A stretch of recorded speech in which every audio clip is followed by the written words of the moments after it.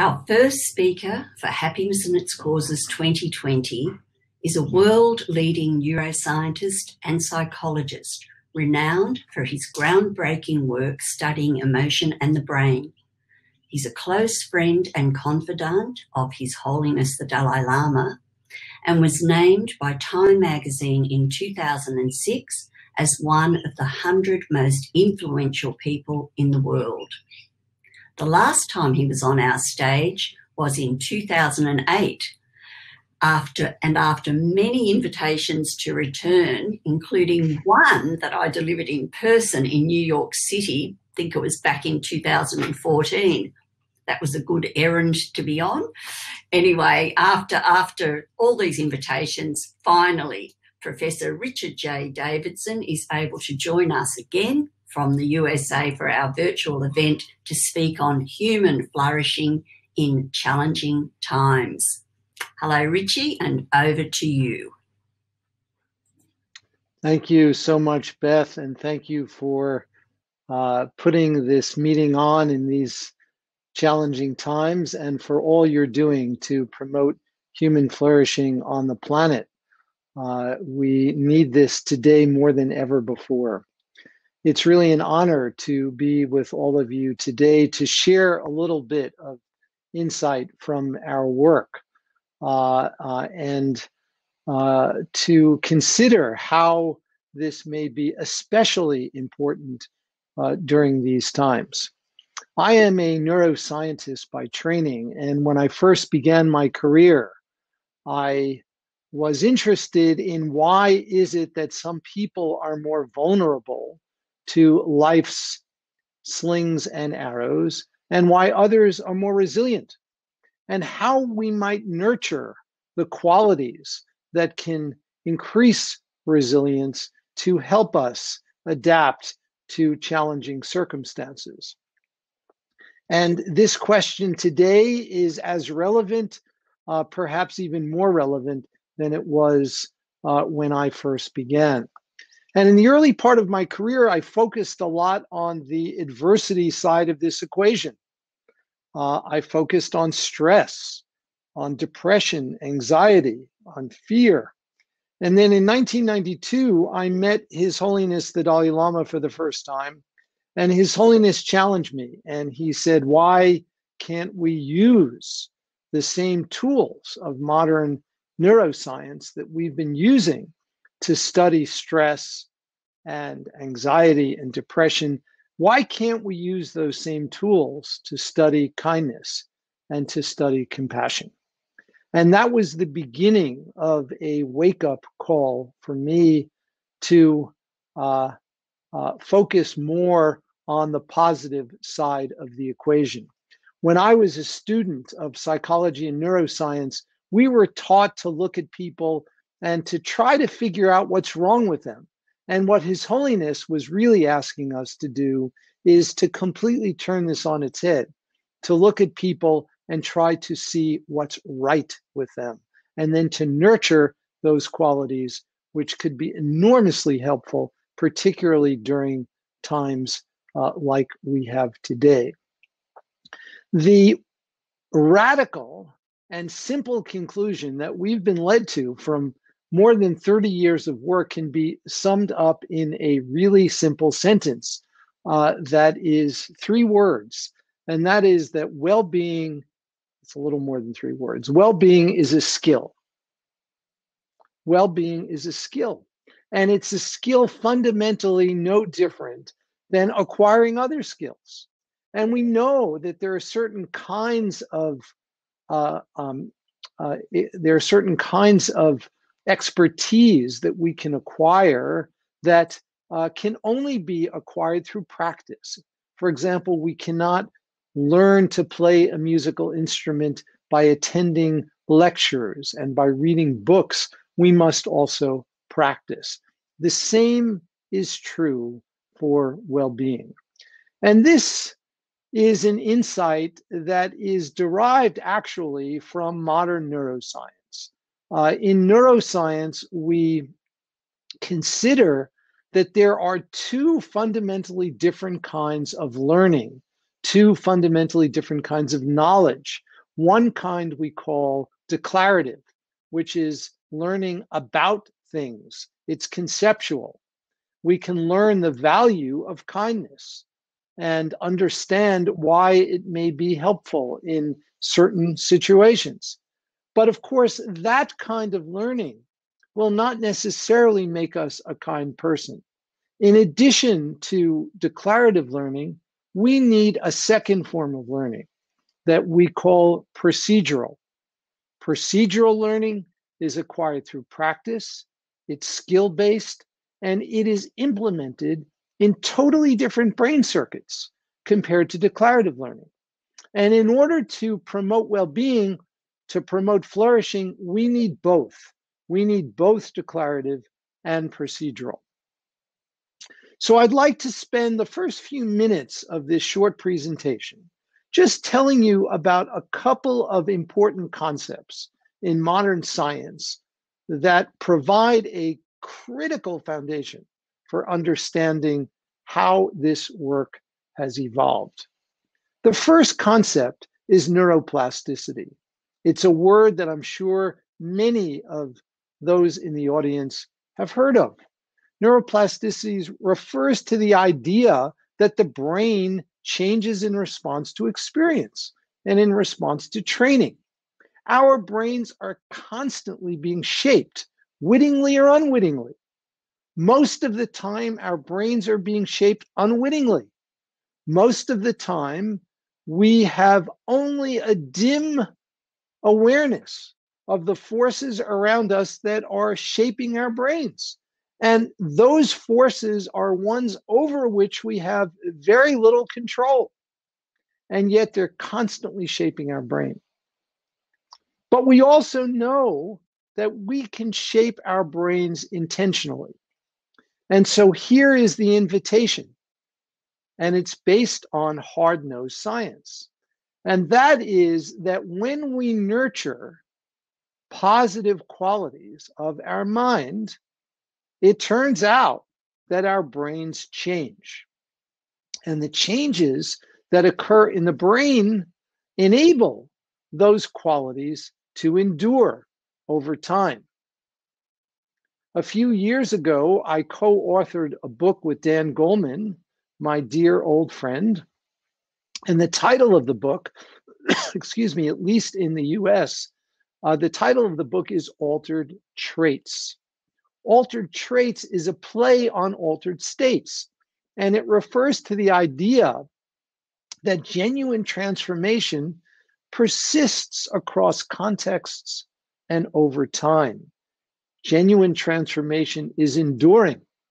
And so we are interested in practices that include both declarative and procedural learning that have the potential of leading to enduring change. So neuroplasticity is one of the critical underlying mechanisms, if you will, of well-being as a skill. The second is the equivalent of neuroplasticity in the realm of genomics. And this is what scientists refer to as epigenetics. Epigenetics is the science of how genes are regulated. Each of us is born with a sequence of base pairs that constitute our DNA. And for the most part, for most people, that sequence won't change. It will remain constant over the course of one's life. But it turns out that genes have what we might think of metaphorically as little volume controls. These are mechanisms which regulate the extent to which a gene is turned on or turned off. And we know that these epigenetic mechanisms are highly variable and are subject to environmental influence, and also they are associated with our demeanor. Let me give you a couple of examples. We know, for example, that the way a mother behaves toward her offspring will induce epigenetic changes in the offspring. And those epigenetic changes affect the experience, the behavior, the brain chemistry, and even the brain structure of those offspring. And so these are mechanisms that regulate the extent to which different genes are turned on or turned off, and they have profound effects on our mind, our brain, and our body. Moreover, modern research, this is research that's quite recent, indicates that these epigenetic changes, at least some of them, can be passed on for at least a couple of generations. And so this is not fringe science. This is mainstream science. And we know that epigenetic mechanisms can be harmful and they also can be helpful. If you're exposed to trauma, we know that trauma can induce epigenetic changes, which also can be passed down from one generation to the next. But in addition, we also know that practices like simple meditation practices can also induce epigenetic changes. And we've demonstrated that in the laboratory. In fact, we've shown that these epigenetic changes can be rapidly induced. You can see evidence of these changes over the course of just a single day of practice. And we have demonstrated that by bringing people into the lab in the morning, having them go through a day of meditation. We take blood samples before and after that single day, and we can see by comparing the initial sample to the sample after 6 or 8 hours of practice that there are changes that are induced as a consequence of the practice. We have a control group that comes in for the same period of time for a day of leisure in the laboratory. They have the same sedentary day, they eat the same things, and they do not show these changes. So these mechanisms, neuroplasticity and epigenetics, provide an important foundation for understanding well-being as a skill. Now, in our center, we have developed a framework for understanding the plasticity of well-being. That is, what are the core elements of well-being that show the capacity for change and that can be cultivated to promote human flourishing? And I'd like to name these 4 and then talk a little bit more extensively about 1 or 2 of these. The first we call awareness. And awareness is where you would put mindfulness, and it involves our unique capacity to regulate our attention, and also another capacity that's so important that psychologists and neuroscientists call meta-awareness. Meta-awareness is knowing what our minds are doing. Now, to many viewers, this may sound a little strange. Don't we all know what our minds are doing? Well, let me give you an example that I think is a common one. Certainly, I've experienced this. And let me ask you, how many of you in the audience have had the experience of reading a book where you read each word on a page, and you may read 1 page, you may read a second page, and after a few minutes, you have absolutely no idea what you've just read. Your mind is somewhere else. That's an example of a lapse in meta-awareness. But the moment you recognize that your mind is lost, that's a moment of meta-awareness. You can bring your mind back to the present moment. Research indicates that the average adult spends a very large percentage of her or his daily life actually not paying attention to what they're doing. A study that was published 10 years ago that involved more than 3,000 adults in different parts of the world found that the average adult spends 47% of her or his waking life not paying attention to what they're doing. That's an incredible number. And I have the conviction that we could do better. So the first pillar of well-being is awareness. The second pillar is connection. Connection is about the qualities that promote healthy social relationships, qualities like appreciation, gratitude, kindness, and compassion. During this time of the pandemic, spending a few moments each day intentionally cultivating appreciation, reflecting on the people who are helpful to you and to others during this time can be enormously important. It is an elixir for the mind and the heart. And so even taking a few moments and cultivating these qualities associated with connection can be really beneficial. The third element of well-being or constituent is insight. Insight is about self-knowledge. It is insight into the narrative that we all carry around in our mind about who we are, our self-narrative. And we know that there are folks on the extreme end of a distribution who have a very negative self-narrative. They have negative self-beliefs. And they actually hold those beliefs to be a true description of who they are. And of course, that is a prescription for depression. And so part of well-being is not so much changing this narrative, but it is changing our relationship to this narrative so that we fully understand what this narrative is. It's a bunch of thoughts. Finally, the last pillar of well-being is purpose.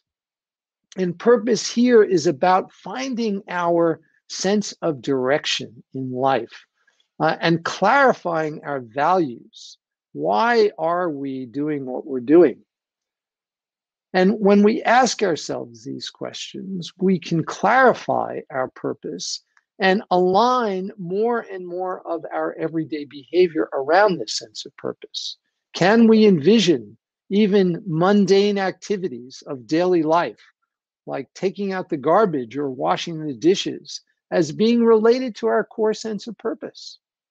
So each of these four elements of well-being is implemented in different brain circuits. It's associated with different biological correlates. And cultivating each of these four pillars of well-being can lead to resilience. In our center, we have an associated nonprofit that we've started, which produced an app called the Healthy Minds Program, which is freely available all over the world. And the Healthy Minds Program has instruction, practices, but also scientific content around each of these four pillars of well-being. So in order to promote optimal flourishing during these challenging times, each of these four pillars is really an important ingredient. It's not just mindfulness. It's not just any one of these things. It's really a balance among all of them. So I would encourage you to join us on this journey. When human beings first evolved on this planet, none of us were brushing our teeth. And yet this is a behavior that I'm sure every one of you who are participating in this meeting does, at least for a few minutes every day. And this is not part of our genome. This is something that we've all learned to do as a species because it's important for our personal physical hygiene. And I think most people who are participating in this meeting would agree that our minds are even more important than our teeth. And if we spent even as short a time as we do each day brushing our teeth, if we spent that amount of time also nourishing our mind and cultivating well-being, this world would be a different place. So please join us on this journey and cultivate well-being, each of these four pillars. And you can go to the website tryhealthyminds.org to learn more about this work and also to join us on this journey. So thank you all so much, and I appreciate your attention. Richard, that was absolutely wonderful. And Professor Davidson is going to be joining us again for a fireside chat at 11:45 a.m. How can we be happy despite life's curveballs? And also, Richie, I just wanted to say thank you for sharing that nurturing what's right with people is really important and that enduring change is possible. And now it gives me great pleasure to introduce our next speaker. This will be the first time he's participated in a Happiness and Its Causes conference, and he was actually meant to be coming here to Australia and joining us, but of course everything's changed. That's not possible. So he's joining us from the US virtually. The speaker is Dr. Rick Hanson, world expert in positive neuroplasticity, psychologist, best-selling author of many, many titles, including Hardwiring Happiness. Now, even though I haven't met Rick, through my email correspondence with him, I deduced that he's a very kind, hi Rick, a very kind person with a good sense of humour. Now, we send our speakers very detailed run sheets, and our event manager, Helen, received an email from Rick suggesting that she and I pop over to the United States to help them sort things out, because things are a bit disorganised over there at the moment. So thank you so much for the vote of confidence, Rick. We both got a good laugh out of that one. So now over to you to speak on cultivating courage and compassion, hardwired into our nervous system. Thank you, Rick. Oh, thank you very much, Beth. Dr. Hanson, to be more official. Thank you. Thank you, Beth. Thank you, Helen. Thank you, the organizers and the participants in this legendary conference. I've admired it from afar on the other side of the big pond of the Pacific Ocean, and I was deeply honored when they invited me to participate. And indeed, I do think that Helen and Beth could definitely raise the level of the federal government in the United States of America right now. So I don't know if you can come over, but if you could, I think it would be a good idea. Anyway, I'm also really honored and touched to be able to follow after someone who's a hero of mine, a benefactor, someone I respect enormously, someone who has made a great contribution in both academic and let's call it clinical or practical domains, Dr. Richie Davidson. And so I'm going to build on a few of the points he made about the power that we all carry within us to help ourselves a little bit every day, to heal a little, grow a little, become a little stronger, and actually influence who we are becoming through the process and the power of positive neuroplasticity, the ways in which that we can engage our experiences to heighten their beneficial impact on us and produce lingering, lasting physical changes of structure and function in our bodies, notably in our nervous systems, whose headquarters are the brain. We actually have the power to change our brains for the better every day. Now, some of that change for the better in terms of developing greater trait gratitude, trait self-worth, trait mindfulness. Some of those changes, of course, are about uncovering the beautiful, radiant, true nature that deep down in all of us is our fundamental home base. But sometimes we have to travel a distance to come home to where we've always been. So in that context, I'd like to build on a key point that Dr. Davidson made, which is to draw the distinction between what he called declarative and procedural learning. Declarative is basically the acquisition of new ideas and information. Really useful. Early in my 20s, I acquired the good idea that growing up, I had been a nerd, but not a wimp. That was, for me, a really useful idea. That said, most of our beneficial learning, including the development of positive traits, becoming more compassionate over time, becoming more resilient over time, becoming less bothered by certain things over time, that development is mainly not about declarative knowledge. It's not about information or ideas. It's about what Dr. Davidson called procedural knowledge, which is how to do various things. It also includes somatic learning, shifts in our body sensations or ways of being in the body, changes in what are called somatic markers that underlie different feelings or attitudes, expectations. This broad territory is called implicit learning. It includes procedural learning, how to, but I'm talking here as well about gradual shifts in our embodied sense of what it's like to be you.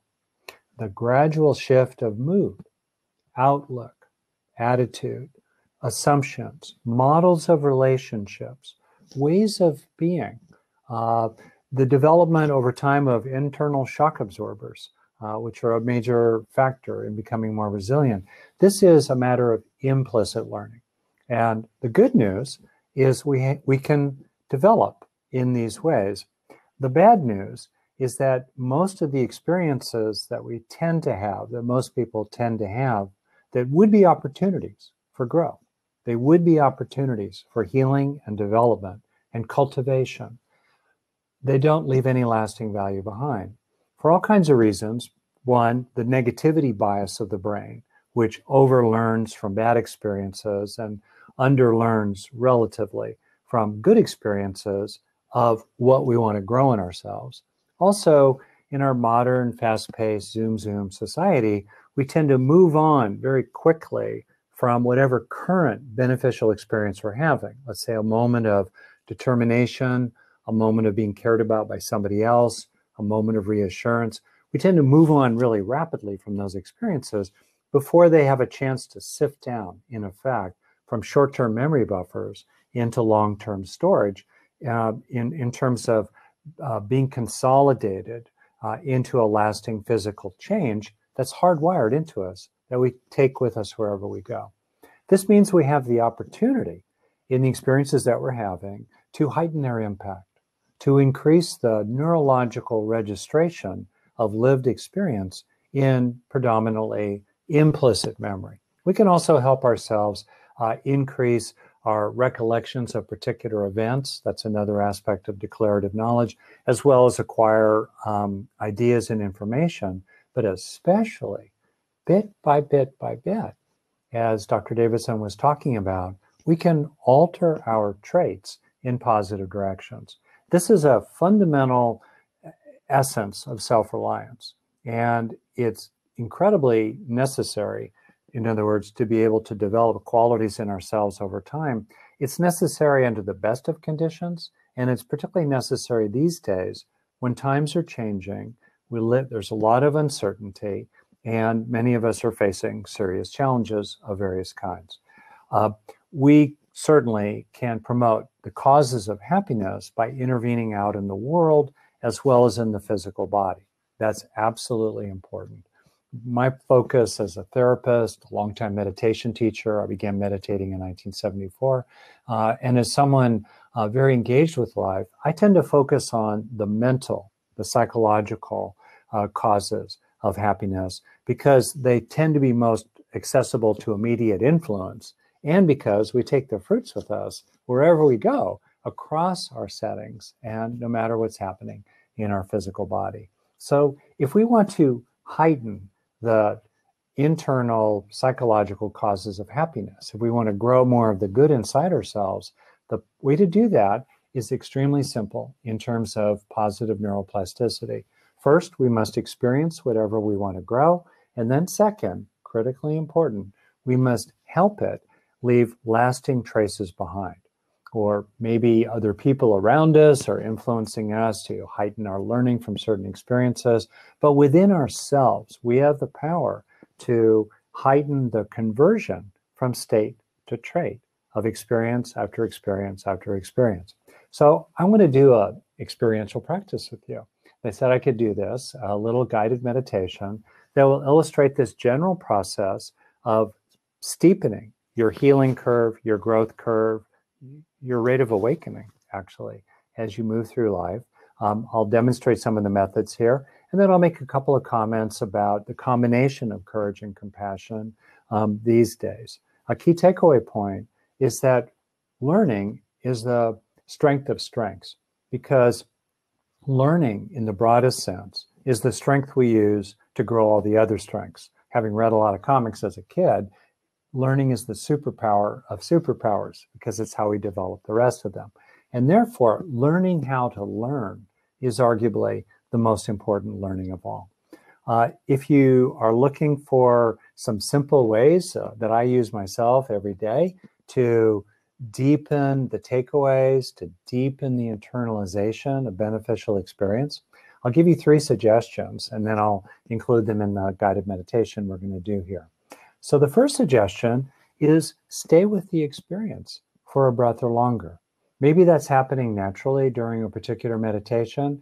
In the flow of life, though, we tend to move on to the next thing in less than a few seconds. Or, as Richie was talking, if we have a wandering mind, we're just wandering, we're moving on. So instead, see if you can just stay with the experience for a breath or longer.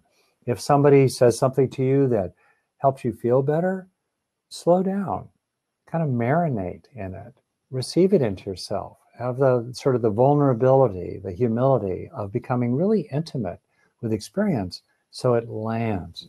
There's a famous saying, neurons that fire together, wire together, based on the work of the Canadian psychologist Donald Hebb.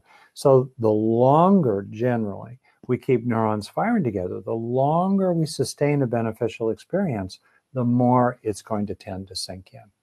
A second suggestion to heighten your growth rate as you go through your day is to really feel it in your body. I entered adulthood numb from the neck down. I really needed to learn to wake down, not just wake up. And as we feel our experiences in our bodies, the emotions, the sensations, the internal gut sense of it, that also is going to increase learning from experiences of mindfulness or insight during meditation or anything that we're trying to develop in ourselves. And then last, focus on what is rewarding about the experience. Technically, neurologically, as the sense of reward increases, the activity of dopamine and norepinephrine in the brain, especially in a part of the brain that's key to personal growth, healing, and learning, the hippocampus, as norepinephrine and dopamine activity increase in the hippocampus, because we're having a sense of an experience being rewarding, the neural underpinnings of the experience we're having at the time are flagged for protection and prioritization during the long process, taking hours, days, and sometimes weeks of consolidation. The takeaway point here is that if we're having a beneficial experience of some kind, and we focus on what is enjoyable about it or meaningful about it, that too will tend to heighten our learning from it.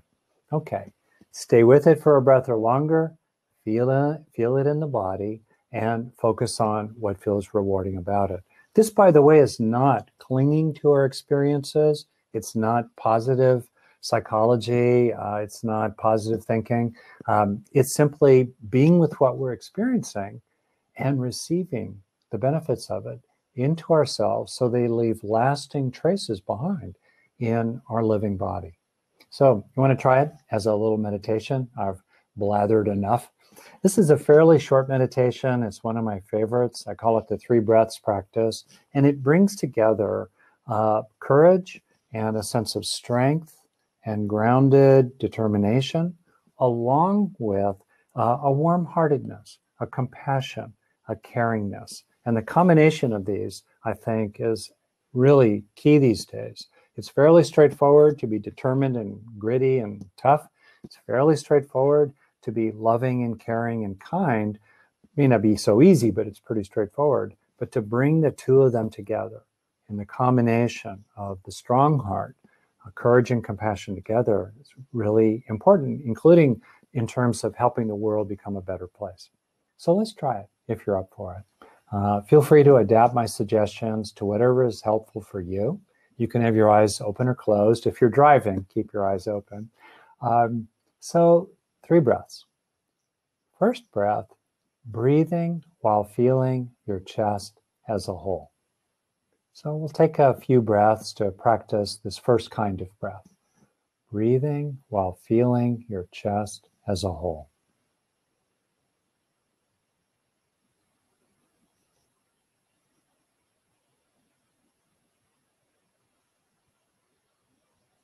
Left side, right side, front and back, top and bottom, breathing while feeling your chest as a whole.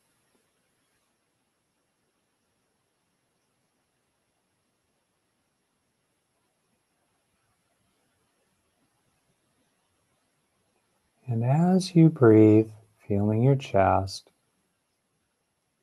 you can have a sense of grounding,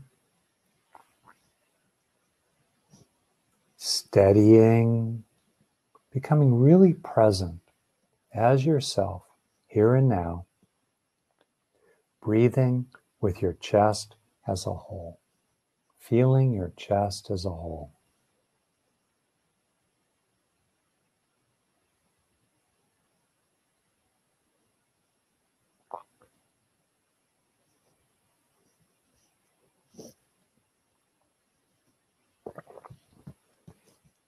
Second breath, breathing while feeling caring. Now we're moving into compassion and related qualities, keeping it simple, bringing to mind one or more beings that you care about. You're friendly toward, you appreciate, perhaps even love. Breathing while feeling caring, focusing on the feeling, maybe with a hand on your heart or an awareness in the area of your heart. Breathing while feeling caring.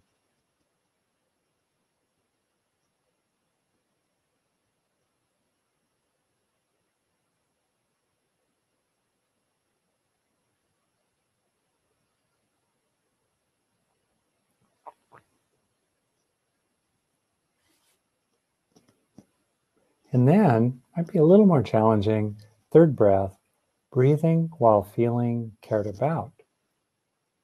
Here too, focusing on the feeling, not the story, not the complications.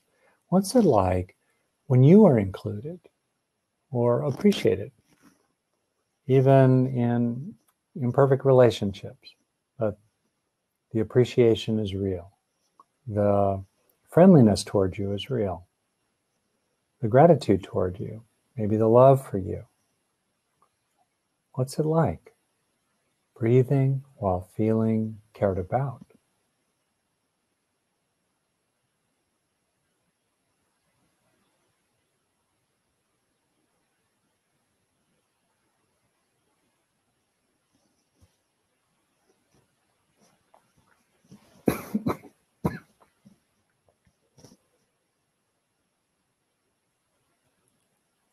And then, as we finish up here, see if you can get a sense of breathing while feeling both calm and strong, as well as open-hearted, wishing well. It's a combination of these. See if you can find a sense of this experience, and then when you do, like I said, stay with it. Feel it in your body and notice what feels good about it. The combination of calm strength and an open heart with goodwill for other beings. Breathing into this.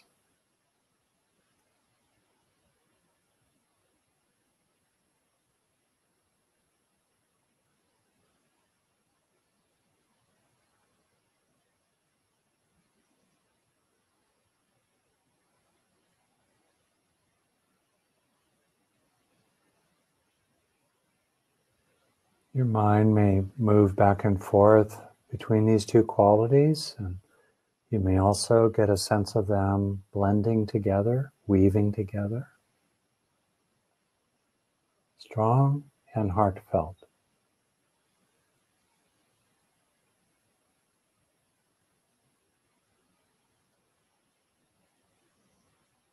Good. You're welcome to continue to practice here as I finish up. You're welcome to continue to deepen the sense of being strong and heartfelt. This practice illustrates both the power of bringing together strength and heart by whatever name or sense of it you have, And it also illustrates the fundamental internal source of the causes of happiness, which for me really are summarized in 3 steps that we are continually taking. Deal with the bad. Deal with what is painful, deal with suffering, deal with loss, deal with what is challenging, trauma, poverty, injustice. We got to deal with it. Whatever it is, we deal with it. Second, turn to the good. Recognize what is good, what is beneficial, what is skillful, what is still working, what is hopeful, what tastes good, what smells good, alongside the things that are challenging. And then, as we turn to the good, including the sense of the good within ourselves, our innate goodness, our good intentions, our capabilities, our dogged determination to help others, as we turn to the good, third, take in the good.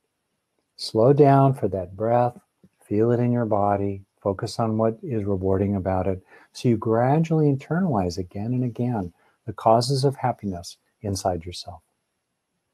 So thank you. It's been an incredible honor to do this. I want to turn it over now back to the moderators, the organizers, make sure that we keep on going on time. And I just want to thank you very much for your attention and your practice and your helpfulness for all beings. Thank you so much, Dr. Rick Hanson. Wonderful to have you on our stage, and I really loved what you said about growing more of the good inside of ourselves. And thanks so much for that guided meditation. Thank you. Thank you.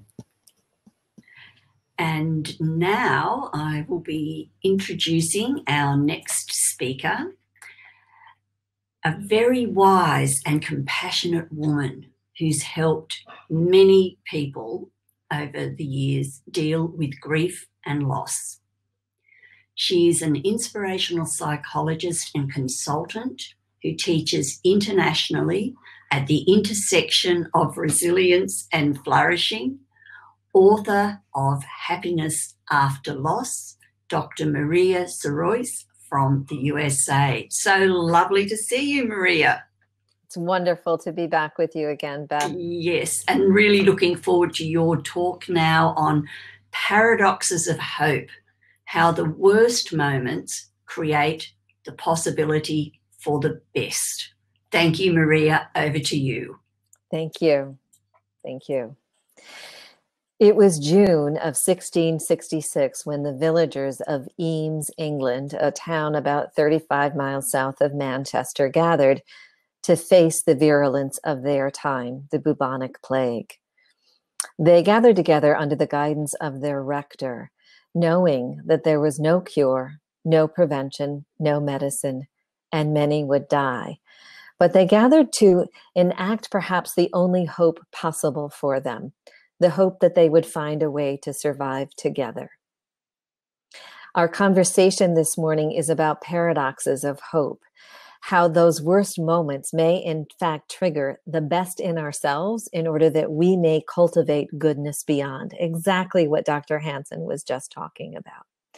And the first paradox I'd like to invite into our consideration is the paradox that hope is unique. It's particular. It comes from our beliefs, our upbringing, our lived experiences, and yet it can be seeded from without.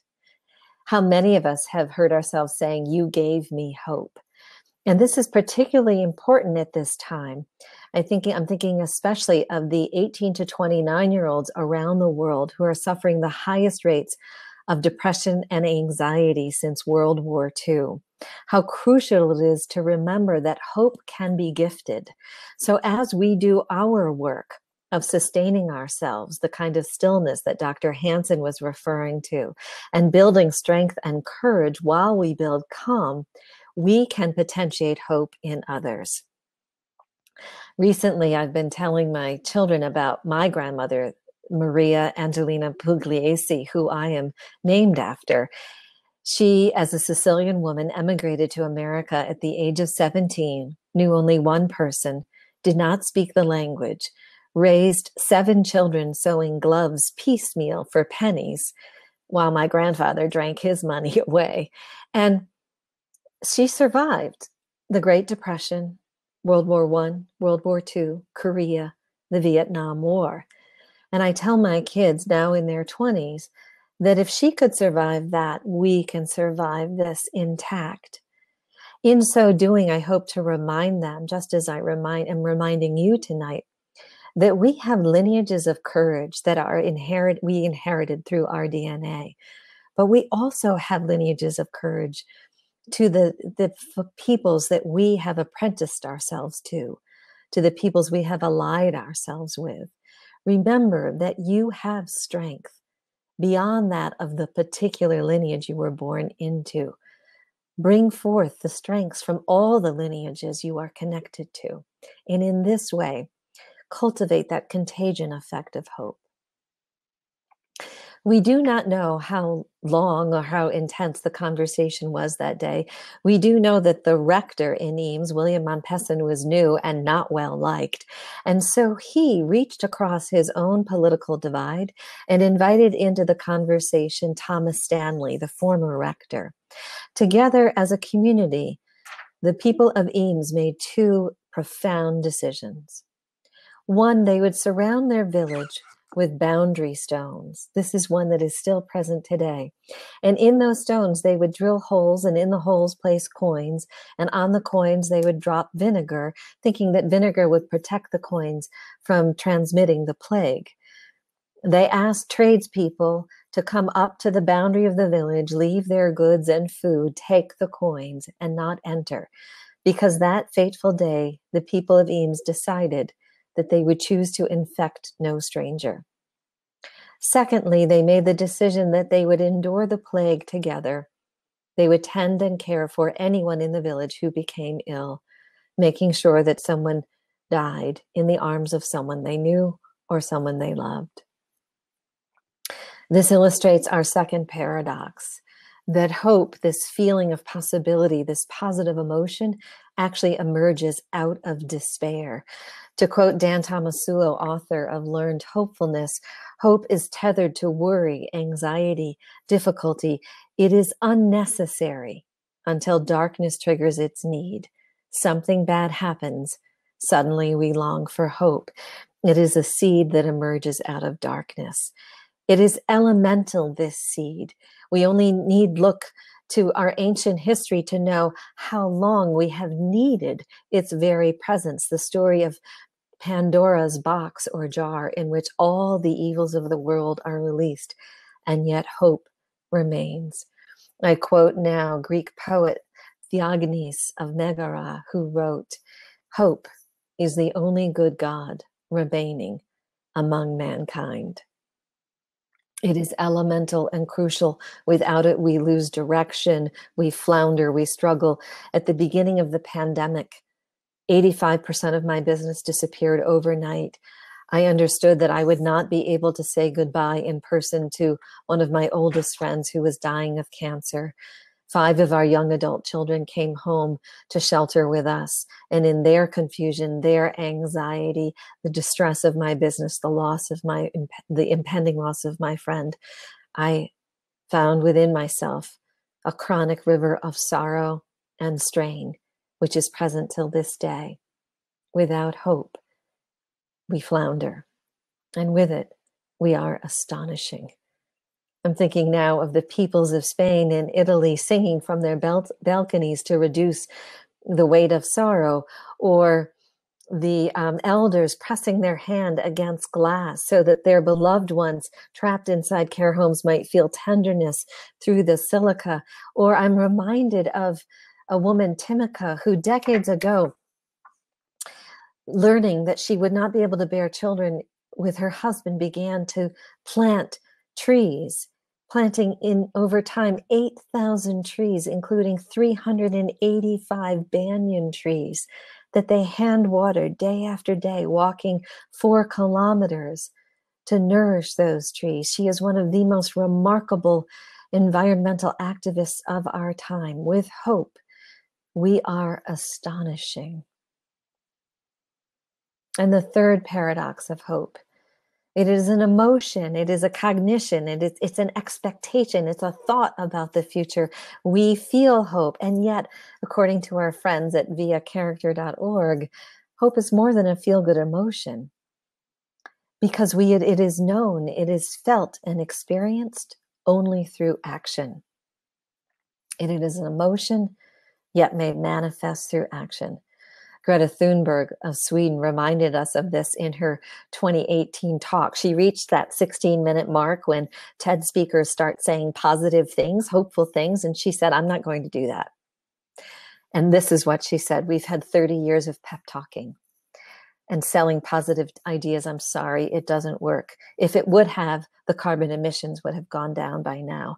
They haven't. We do need hope. Of course we do, she said. But the one thing we need more than hope is action. Once we start to act, hope is everywhere. Once we start to act, hope is everywhere. Irrespective of where you are in the world, you may have and been experiencing loss of some kind, loss of a normal flow, a normal rhythm. Something that had been true for you has disappeared. Or you may have been experiencing a profound loss, the loss of a home, a job, a loved one. And some of us have suffered grave injustices over time, only made worse by this time because of our race or our color, identity, our geographical location, our differing abilities. Some of us have found an unjust world even more unjust. We must not fool ourselves. This is an excruciating time, and yet it is the exact moment when the jar is opened and hope emerges. But it is only known through our actions. At this very moment of crisis, we are at the vertex of change, when hope becomes the living possibility. I suggest action that enables 3 capacities: the capacity to endure, the capacity to endure well with health and wisdom, the capacity to endure well with health and wisdom in order to bring goodness to another. There is no other resilience than this at this time. There is no other necessary hope than the hope to endure well so that we might bring goodness to another. Please, in this moment, bring to mind someone for whom you would like to bring goodness alive in this world. Someone for whom you would like to catalyze hope. How then might we endure with health and hope in order to do this? During the 14 months that the bubonic plague swept through Eames, somewhere between 50 and 75% of the villagers died, sometimes 6 a day. One woman, Elizabeth Hancock, lost 6 of her children and her husband during an 8-day period. If you go and visit the village today, you will see the plaques of those who died and those who cared for them. And in the center of town, a row of houses with plaques on them marking the names of those to die first from the plague. So much horror and so much beauty. For you see, by making those 2 choices, the villagers halted the progression of the plague throughout the north of England and modeled for other towns how they might survive. How then might we endure with this resonant, potent spark of humanity within us and cultivate hope? From the field of appreciative inquiry, I suggest that we learn to ask better questions. Throughout this pandemic, I've been haunted by one question: I'm not doing enough. Am I doing enough? I'm not doing enough. And it has drained me and exhausted me. And the truth of the matter is, I haven't rescued a koala. I haven't traveled thousands of miles to put out a forest fire or fix the effects of a hurricane. I haven't adopted a child. I haven't fed a village. I have not done everything. And yet it is the wrong question. I am asking the wrong question. The better question, the question that might give life to any one of us, is how might I repair my small corner of the world today? What goodness might I bring forth in small gestures today? A letter, a touch, a smile, one meal, one coat, one offering. In this way, we can repair the world. In this way, we do bring goodness alive. A second suggestion from our friends at viacharacter.org. It turns out that this is the perfect time to activate the strengths that are new to us. We all have been gifted strengths from our lineages, but every strength is available to us. A woman I've been working with the last few months in the field of positive psychology wrote me a letter just 3 weeks ago telling me about the excruciating loss of her 48-year-old son, who had been wrestling with alcoholism for much of his life. The pandemic hits. He becomes isolated, and in his isolation reaches for the bottle and commits what his mom, Caroline, calls a passive suicide. In her despair, she reaches for positive psychology, for hope, and in our conversations learns about this notion of strengths and decides to pair together her creativity and her love with her ability to shape new perspective. And she writes the following to me. I've repainted my old metal chairs a dark purple and placed them under the dogwood tree where red leaves are falling. I've started restoring my old wicker table, and I've taught myself how to make the braided trim with the paper wrapped rush.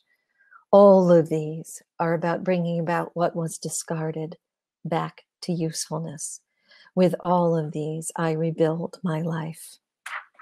This is the time to remember the strengths we have been gifted and all of the strengths to pull forth from the bottom of our list and draw novel combinations. Martin Seligman, in a 60-second sort of missive from UPenn recently said, I quote, "We might consider playing more even during the pandemic to the extent," he said, "you can put yourself in a merry, cheery mood. You may have an edge against infection, against the virus or viruses." And I'm listening. And so in December, for 4 Thursdays in a row, I'm playing with my friend Robin, well, probably Zoom playing, but we've gone out and we've bought yarn and glitter and sequins and felt and styrofoam, and we are going to make crappy Christmas gifts for the 8 children between us, and they are going to like them. They are going to like them. Our strengths are available to us in novel combinations at any time. And the third suggestion, from the realm of the spiritual, exactly what Dr. Hanson was talking about. Might we be present to our days just as they are, as painful, as difficult as they are. Here again, I'd like to bring to you words from another, this from the poet William Stafford, who wrote in this poem, you reading this, be ready. Starting here, what do you want to remember? How sunlight creeps along the shining floor. The scent of old wood hovers. What softened sound from outside fills the air? Will you ever bring a better gift to this world than the breathing respect you carry wherever you go right now? Are you waiting for time to show you a better thought? Starting here, lift this new glimpse that you have found, this breathing respect, carry it into the evening, all you want from this day, this interval that you spend reading this or hearing this, keep it for life. What can anyone give you greater now, starting here, right in this room, when you turn around? We are frightened, worried, sad, and oh so tired. And hope only requires the smallest of steps forward. Ask better questions. Leverage all of the strengths available to you. Live your days with a breathing respect, starting here, starting now. Remember who you are and who we are. We tend each other. We protect the stranger. With this, we endure. Thank you so much. It is such a privilege to have been with you today. Thank you so much, Maria, Dr. Sirois. That was a very, very moving and insightful talk. I really loved when you were saying about the purpose of cultivating hope is so we can endure well in order to bring goodness to another. Yeah, beautiful. And for our audience, just so you know, Dr. Sirois will be on a panel at around about 12:25 this afternoon, and she also on the weekend is running a 1.5-hour workshop, a short course in positivity in the midst of difficult times. So there are still tickets available for that, and I, for one, am going to be there. Thank you very much, Maria. Thank you. Thank you. Bye-bye. Now, our next speaker, all the way from the UK, an amazing human being who faced incredible challenges at a very young age. Hello there. Hello. Yeah, and he's gone on to help others. Just look at that smiling face. You can tell what a wonderful person he is. I am really happy that I met him when he was in Australia for our conference in 2018, and hugging was still allowed. Anthony Bennett, a fabulous hugger, a miracle man who survived a near-death experience and then went on as a very young man, and still is a young man, and then raised millions of dollars for a children's hospital. Here to speak, and I really love the title of this talk, on the impact of self-challenge, saying yes when it's easier to say no. Over to you, Anthony. Thank you very much, Beth, for such a wonderful, wonderful introduction. And I just would like to say, for everyone that's tuning in, I hope you're having a wonderful morning, afternoon, and evening, depending on where you are joining in from. Now, what I would like to do is take you all on a bit of a journey through a section of my life. And this is a section of my life where I nearly lost that very thing. But before we go into the journey, just give you a quick introduction to who I am. So my name is Anthony Bennett. I come from London, come from quite a big family, 4 sisters, 2 brothers. My favorite color is yellow, and I'm the biggest fan of the musician Eminem. Now, in the year 2006, I went on the best school trip of my life. It was me, my friends, abroad, Disneyland, Paris, having a really, really good time. And on the 3rd and final day, I started to feel a bit weird. I felt disorientated and I thought I was dehydrated. So I drank some more water and this feeling kept coming and going in waves. So I tried my best to just ignore it. 2 days later, my symptoms were getting pretty bad, to the point where I couldn't really make sense of what I was saying. And when I was speaking with my mum, I was just talking pure gobbledygook. And my mum thought I was on drugs. And then she thought I was playing a prank on her. But then she noticed I was finding it hard to breathe. And when she looked down, my feet had turned blue. So I was rushed to my local hospital and they done a scan of my chest and they came back with the results. And they pretty much said to my family that my lungs were completely infected and my only chance of survival was if they could find a special life support machine. Luckily for me, Great Ormond Street Children's Hospital in London had the last available machine. So I was rushed to Great Ormond Street, and that's where I spent the next 7 weeks of my life. When I arrived in hospital, I was in a pretty bad way. And I'd say it was scariest, especially for my mum, because she thought I'd go to hospital, get some tablets, and I'll be back home that day. Maybe stay overnight and I'll be back in the morning. But when she came to visit me, I had machines all around my bed and tubes in and out of my body. And from the picture, you can see that is a mother's worst nightmare. They had to try and figure out what it was that I had and where it came from. They narrowed it down to being the air conditioning within the coach because everybody that went on the trip fell ill. They all recovered maybe a day or 2 later, but I just began to deteriorate. They found out that I had strep pneumonia, influenza, staphylococcus, and sepsis all at the same time. On top of that, they gave me about 10% chance of survival, and I had a seizure whilst in an induced coma. On top of that, during my stay in hospital, I had to be resuscitated and brought back to life. But for me, it wasn't just once or twice. It wasn't 3, 4, 5 times, not 8 or 9 or 10 times they had to bring me back to life. It was actually 12 times. For me to be speaking with you guys here today is a miracle. And the truth is, I really shouldn't be alive. This is my mum, who is by my side every step of the way and should always be asking the doctors and nurses, what can I do to help? That's my son. And it was amazing because the team really understood that. So they gave my mum very small jobs to do, but that meant the world to my mum, being part of the team, helping her son when he needed it the most. This is my nephew, Makai. And on this night, he come to say his goodbyes because I hit a turn for the worst. Then I started showing small signs of improvement. So they jumped on the hope that maybe they could save my life. I was given what's called a tracheostomy, a small tube which they insert to the bottom of your neck. And with this tube, you can't breathe through your nose or your mouth. It just, the air and oxygen comes in and out of this tube in your neck. So they done a physio exercise where they'd pour a bit of solution into my tube. I'd take a deep breath in and I'd have to go, and as I did so, all this gunk would come out of the tube. They'd use a suction tube and they would suck out all the gunk, and that would help me to breathe. During one of these physio exercises, one bit of infection went to go up the tube, but it was slightly bigger and thicker than the tube, and it blocked half of my tube from within. Like I said, when you've got a trachea, you can't breathe through your nose or your mouth, just through your neck. So I was struggling to breathe.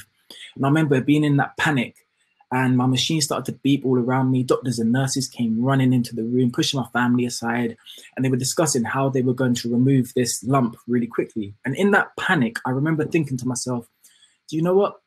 I'm tired of fighting. I've got no energy, and I just had enough at that point. And to be honest, I wanted to die. I just wanted to be at peace. But then I had a thought, and that thought changed everything for me. I thought to myself, if I was to just give up and die, I would never, ever, ever get the chance to hear another Eminem album. And that was the honest thought that I had. But then I started to think to myself, all the things in the future that I'd miss out on, all the places around the world I haven't been to, all the people I haven't met. And I told myself, now is not my time to go. I've got to give everything I have to try my best to stay alive. So they managed to pull the lump out of my neck. And I remember taking that first gasp of air and thinking to myself, whoa, that was close. And then my vision went black and I passed out, but I survived. So then I'd start a new journey. And that journey was to build myself back up. I had to relearn everything from scratch: how to make a fist, how to touch my fingertip to my nose, how to sit, how to stand, how to walk again. And I started to become best friends with myself and pushing myself, because what I saw was the more I pushed myself, the more machines they would take away. The more I pushed myself, the more I was able to sort of connect with myself, and it felt good pushing myself. So then the day came where I got to leave Great Ormond Street, and that was a big moment for me. And I remember arriving back home, my dad carried me up the stairs, opened my bedroom door, and then all of a sudden I got the biggest surprise. My friends and my family were all jumping around, Ant's home, and it felt so good to be home. And then I looked around the room and I saw that my dad was missing. So I asked my mum, where's dad gone? And she said, I don't know, let's go and find him. So we went into the next bedroom and my dad was standing at the back of the room and he just stood there frozen. So me and mum stood back, and then he started to turn around, and that's when it hit me like a ton of bricks, because that was the first time in my entire life that I've ever seen my dad cry. My mum asked him, why are you crying? And he took a deep breath and he said, I'm just so happy I've got my son back. And when he said that, something happened to me. It's like I went inside my head and I really started to think to myself, wow, I nearly didn't make it, and now I'm here. So then I started to think about all the people that were involved in helping me get my life back. And there was a long list of people: doctors, nurses, surgeons, nutritionists, anaesthetists, the cleaners who came twice a day to clean around my bed to make sure there was no bacteria, because I was so ill, bacteria from my bed could have killed me. Every single person, no matter how big or small their role was, all played a valuable part in helping me get my life back. About a year later, I got a phone call. It was from Great Ormond Street Charity. And it asked if I'd like to share my story with Morgan Stanley. So I said, sure, not knowing who Morgan Stanley were. And for those that don't know, Morgan Stanley, big investment banking firm. I did not know this. I thought Morgan Stanley were two people, Morgan and Stanley. So I said yes to the opportunity. Then I found out that it was actually to 400 people. And this is when I started to think to myself, I don't know if I could do this. So I had a choice to make. Do I say yes or do I say no? So I said to myself, if I say the word no, nothing changes and I just carry on my day as normal. If I say the word yes, amazing things could happen. So I thought about it and I said, yeah, I'm going to do it. So I got to the venue, saw what 400 people looked like, and I was terrified. I got onto stage and I was so scared I had to bring my best friend on stage with me to be my support. But at the end of that talk, I got this big round of applause and it done something to me. It gave me this body buzz, this feeling of, whoa, I did it. So I said to Great Ormond Street, if there's any more opportunities, I want to help. With that, the phone rang again. This time, Great Ormond Street asking if I'd like to help them win a multi-million-pound charity partnership with a company called Whitbread. I didn't know who Whitbread were. I thought they were a company that made bread. Little did I know, that was not the case. They're a conglomerate. a powerful company in the UK that has lots of power brands. So now I'm back in that predicament. I don't know if I'm good enough or smart enough to do this, but I had a choice to make. Do I say yes or do I say no? So I thought about it and I said, if I say the word no, nothing changes and I just carry on my day as normal. If I say the word yes, amazing things could happen. So I thought about it and I said yes. So we done the charity pitch. Long story short, the partnership was won, 7.5 million UK pounds. And then I was approached by 2 of the managing directors from Whitbread, asking if I would like to join Whitbread and help them raise this money. So again, I'm in that predicament. I don't think I'm smart enough. Do I say yes or do I say no?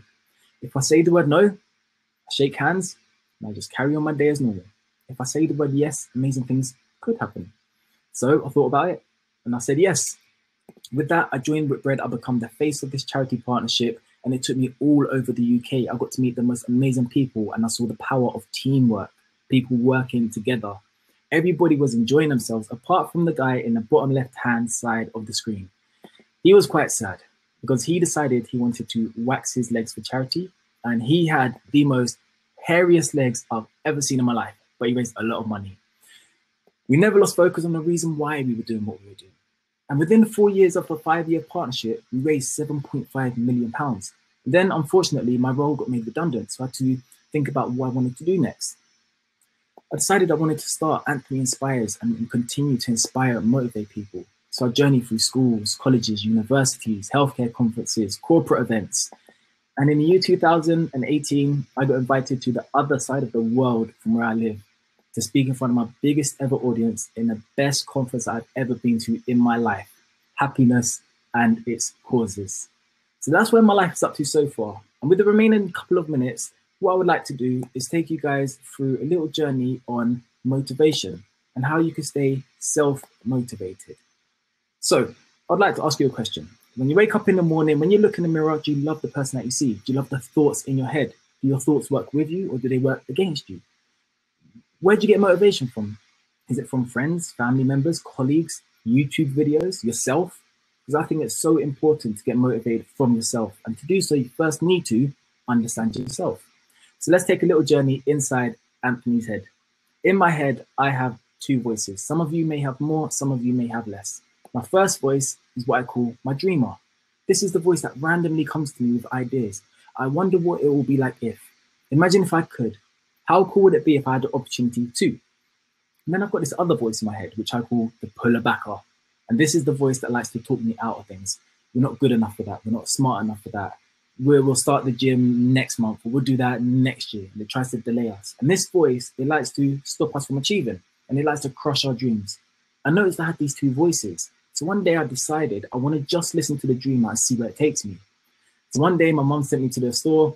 And as I was walking, I had a thought. I wonder what it will be like to run a half marathon. And that excited me. But then the puller backer came out of nowhere. No, we shouldn't do that. It's quite dangerous. Your lungs were bad. You could hurt yourself. And I caught the 2 voices. So I said, no, puller backer, shh. Dreamer, half marathon, you said. What do we need to do?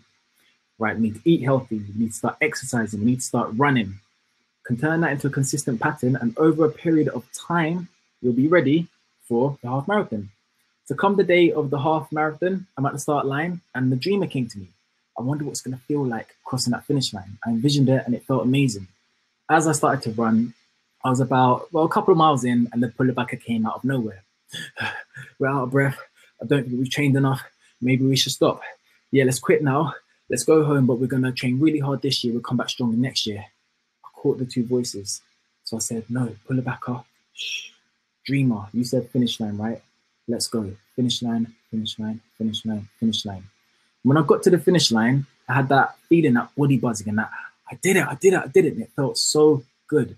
When I paid attention to what happened in my head, this happened. I started to believe in myself a little bit more and that puller backer voice got smaller in my head. I started to understand how I work. So now inside my head looks like this. I super believe in myself. And that puller backer voice is very small now. So if it ever comes to me and says, I don't think we should do, I flick it away because I understand the difference of what will happen if I listen to my puller backer and what will happen if I listen to my dreamer. So just something for you guys to think about. Which voice is speaking with you and which voice would you like to listen to? Because you have the power to listen to and work with your dreamer or you'll pull it back off. Now, this was a very, very short session, but I just want to end by saying I hope you all have the best couple of days. This conference has a brilliant speaker lineup, and I'm sorry that we don't have time for Q&As, but if anyone does have any questions or if I can help you in any way, please feel free to get in touch. Thank you so much for having me, and enjoy the rest of the day. And thank you so much, Anthony. And I'm pleased to be able to let everyone know Anthony will be back in 15 minutes for a fireside chat with our next speaker and one other on looking on the brighter side of life.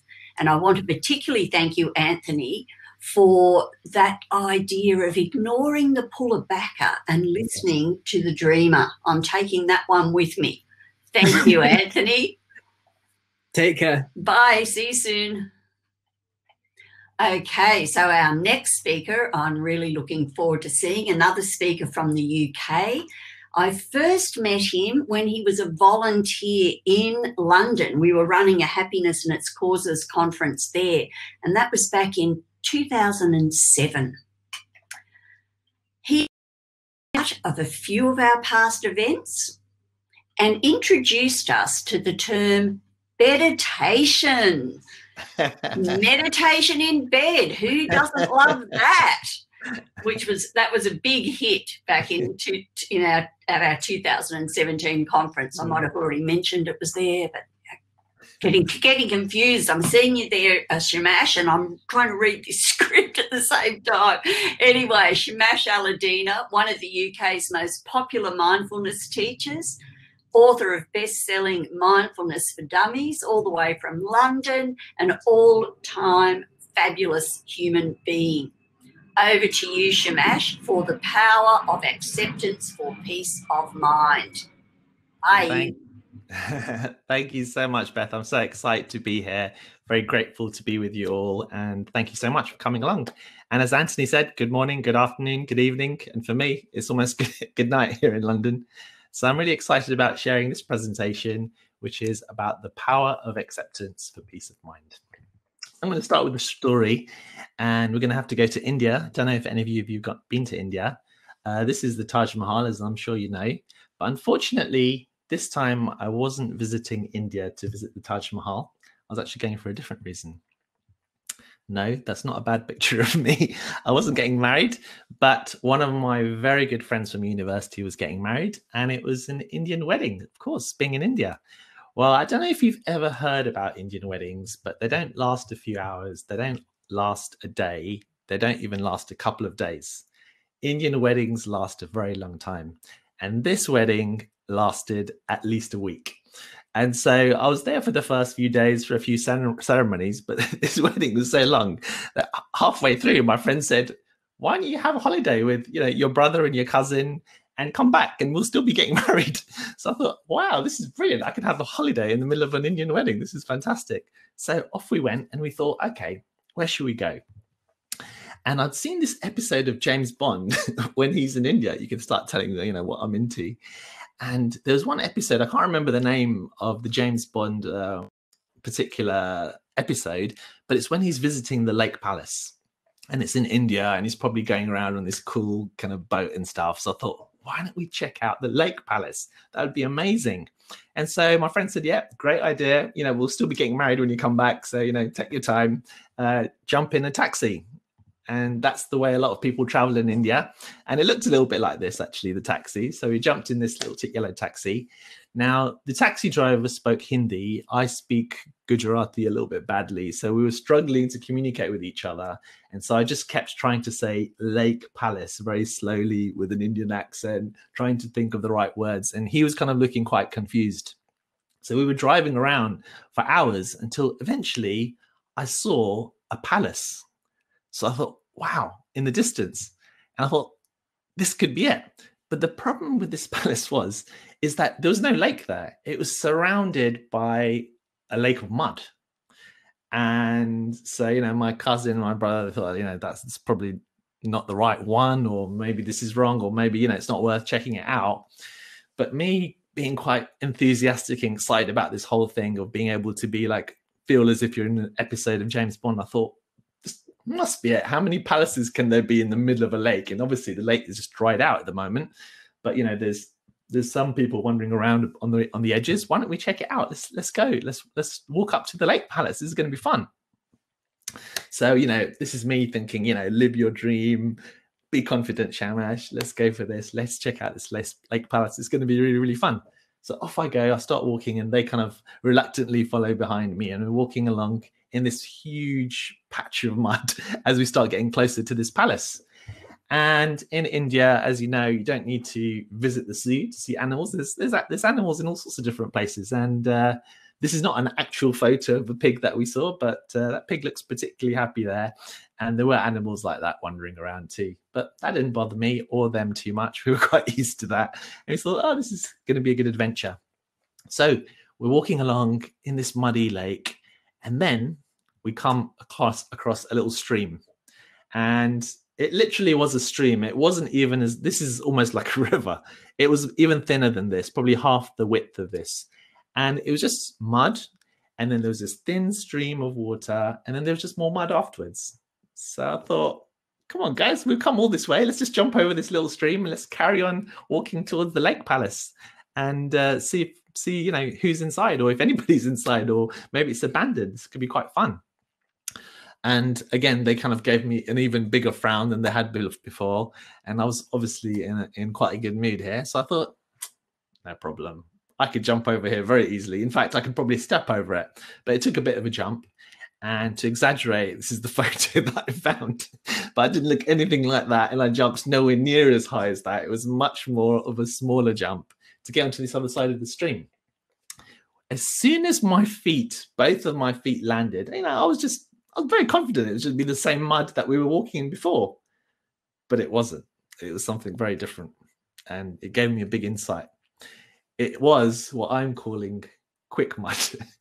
Okay, and that's my version of quicksand, because I've seen quicksand in the movies. As you can tell, I watch a lot of films. I'm basing it on my presentation on different films. And I've seen it when people are in quick mud. They're walking along in quicksand. They're walking along a beach and suddenly they start sinking. And this was an experience I was actually having in this mud. I sunk straight away, at least down to my knees, literally. And I started to see these weird spiders in the distance, which really freaked me out. And I thought, oh my God, what other creepy crawlies could they be in here? I got quite frightened and scared. So I wanted to get out. So my number one solution, I probably looked a little bit like this pig, to be honest. My number one solution was, okay, fight and flight. I didn't even think, actually. The fight or flight system, as I'm sure many of you know, triggers very quickly. And I was in a dangerous situation. I didn't think. So the solution was immediately fight and fight my way out. So I wanted to flee out of that situation. So I started fighting with the mud, and it didn't work. Instead of getting out of the mud, I found myself getting more and more stuck. So when you type people stuck in the mud, what you tend to find more is pictures of pigs. So, you know, luckily I made this presentation for myself. So I'm totally fine with that. So I was starting to sink deeper into this mud, and this pig looks very happy there in that mud, but I wasn't. Now, if you imagine the situation, when you're sinking in mud, you get this feeling of kind of panic and you just want to get out. And so your reaction is just to keep fighting. And so in all my wisdom and all the mindfulness and all that stuff that I've learned, what did I do? I fought even harder. And luckily I didn't get kind of, you know, up to my neck in the mud, but I was getting more and more stuck. Now, just to give you a bit of context, remember my cousin and my brother? I haven't told them I'm sharing this story, actually. Remember my cousin and brother were on the other side of the stream? How do you think they were responding? Were they worried? Were they upset for me? No, they were not. They found this hilarious. In fact, this is actually quite a long time ago. This is before like mobile phones and stuff. And they had one of the old cameras, and they were just actually taking photos of me as I was sinking. So although I'm really kind of panicking and getting really stressed about the fact that I'm in this really scary mud, in this quick mud, as I'm calling it, trying to get out, they think this is probably one of the funniest things that's happened since they've come to India. So they're finding this hilarious. So I did an expression which looked a little bit like this. I'm actually not too sure what animal this is. Someone will probably tell me.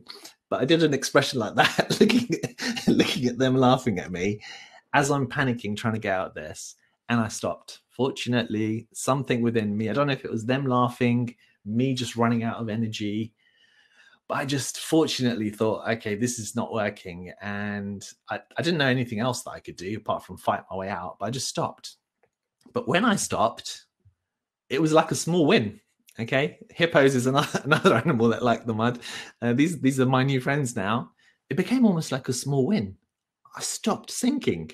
I thought, oh my God, me trying to get out of this mud, which is the really annoying thing. But the more I fight with it, the more I try and run away from it, the more I sink. As soon as I stop, there's actually not too much of a problem. And then they stopped finding it quite so funny as well. And they started thinking about how they're going to get me out too, because it'd been quite a few minutes by now. Anyway, once I stopped, I had this crazy idea. Instead of trying to fight my way out of it, what about if I actually open myself up to it? What if I allow it to be and just lay down in the mud a bit? Even though I didn't like this mud, I thought maybe if I could just lay down in it, something new can happen. So that's probably why this rhino is doing the same thing. They lie down. So I spread out my surface area on the mud, and something really great happened. I had a fantastic idea. And the reason why I was so stuck in this mud was my trainers, my shoes. They were deep in this mud, and I couldn't get my feet out because of some reason I was trying to save my trainers as well, my shoes. So I had the idea of, and this is a new novel solution, like a prefrontal cortex, modern human brain thinking, that actually, why not I take my shoes off while they're in the mud, and then I'll be able to free myself out potentially. And so I came up with a creative solution, and I felt like I was walking on water. Suddenly I was free from the mud. My legs were free, and I was able to roll over on this mud and actually get out onto the other side. I had found some freedom. And I didn't look quite as cool as these guys, but I was a happy guy, even though I was covered in mud. So I'd found the solution, and something positive had happened out of this. Anyway, as I started thinking about this further on, this was a long time ago, as I've been reflecting on the incident over the years, actually, we experience inner mud all the time, and we react in the same way. We feel sadness, loneliness, anxiety, anger, particularly nowadays. And when these feelings come up, our fight or flight system comes on, just like my fight or flight system happened when that mud came on. We try and fight it. We try and ignore it. We try and, drink or use some other strategies to distract ourselves from it. We do anything to get away from it. And quite often it leads us to sink deeper in it. In fact, there's a whole realm of study, which has been this whole field actually called acceptance and commitment training, or acceptance and commitment therapy, that have been studying a set of 6 skills, which they found makes a huge difference about whether a person will live a life full of well-being and resilience, or they'll suffer. And the level of study of this is what's most exciting. I'm just going to read an extract from the founder, Dr. Stephen Hayes. He says, and he's one of the 50 leading psychologists considered of all time. So he's very cautious about what he says. But he says, over the last 35 years, my colleagues and I have studied a small set of skills, these 6 skills, acceptance is at the core of it, which say more about our human lives and how they will unfold than any single set of mental and behavioral processes previously known to science. This is not an exaggeration, he says. In over 1,000 studies, they have found that you can predict with greater psychological flexibility and acceptance why some people thrive and others don't, why some people feel positive emotion, others very few. You can predict who will develop a mental health challenge, anxiety, depression, trauma, substance abuse, how severe it will be, how long-lasting it will be. You can predict who will be effective at work, who will have healthy relationships and who won't, who will be successful in things like dieting and exercise, who will rise to the challenge of a physical disease that was arising, how people will do in sports competitions. And I think the last speaker they had, Anthony, gave a great example of using psychological flexibility to overcome the challenge that he had, seeing it in a more flexible way, accepting what's happening, and then taking positive steps towards something better. And it can predict not only mental health challenges, but it can also predict positive things like how successful we'll be in business and in sports. So it makes such a big difference. But we hurt where we care. And this is one of the key components of ACT and psychological flexibility. The mud that we experience can actually show us what we care about. Like right now, I'm a little bit nervous. I'm a little bit anxious as I'm teaching you. Why? Because I care about educating you. So out of that anxiety arises meaning. It actually gives me, this is something that gives me purpose and meaning, what I'm doing right now. And so it's quite natural to feel anxious. When I was in the mud, I was feeling anxious because if I care about life and living.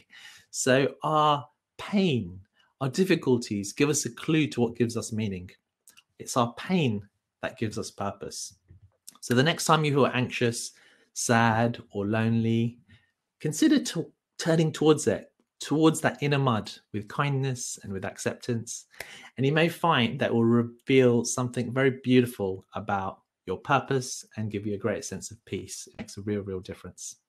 Thank you so much for listening to my little crazy story there. I really appreciate it.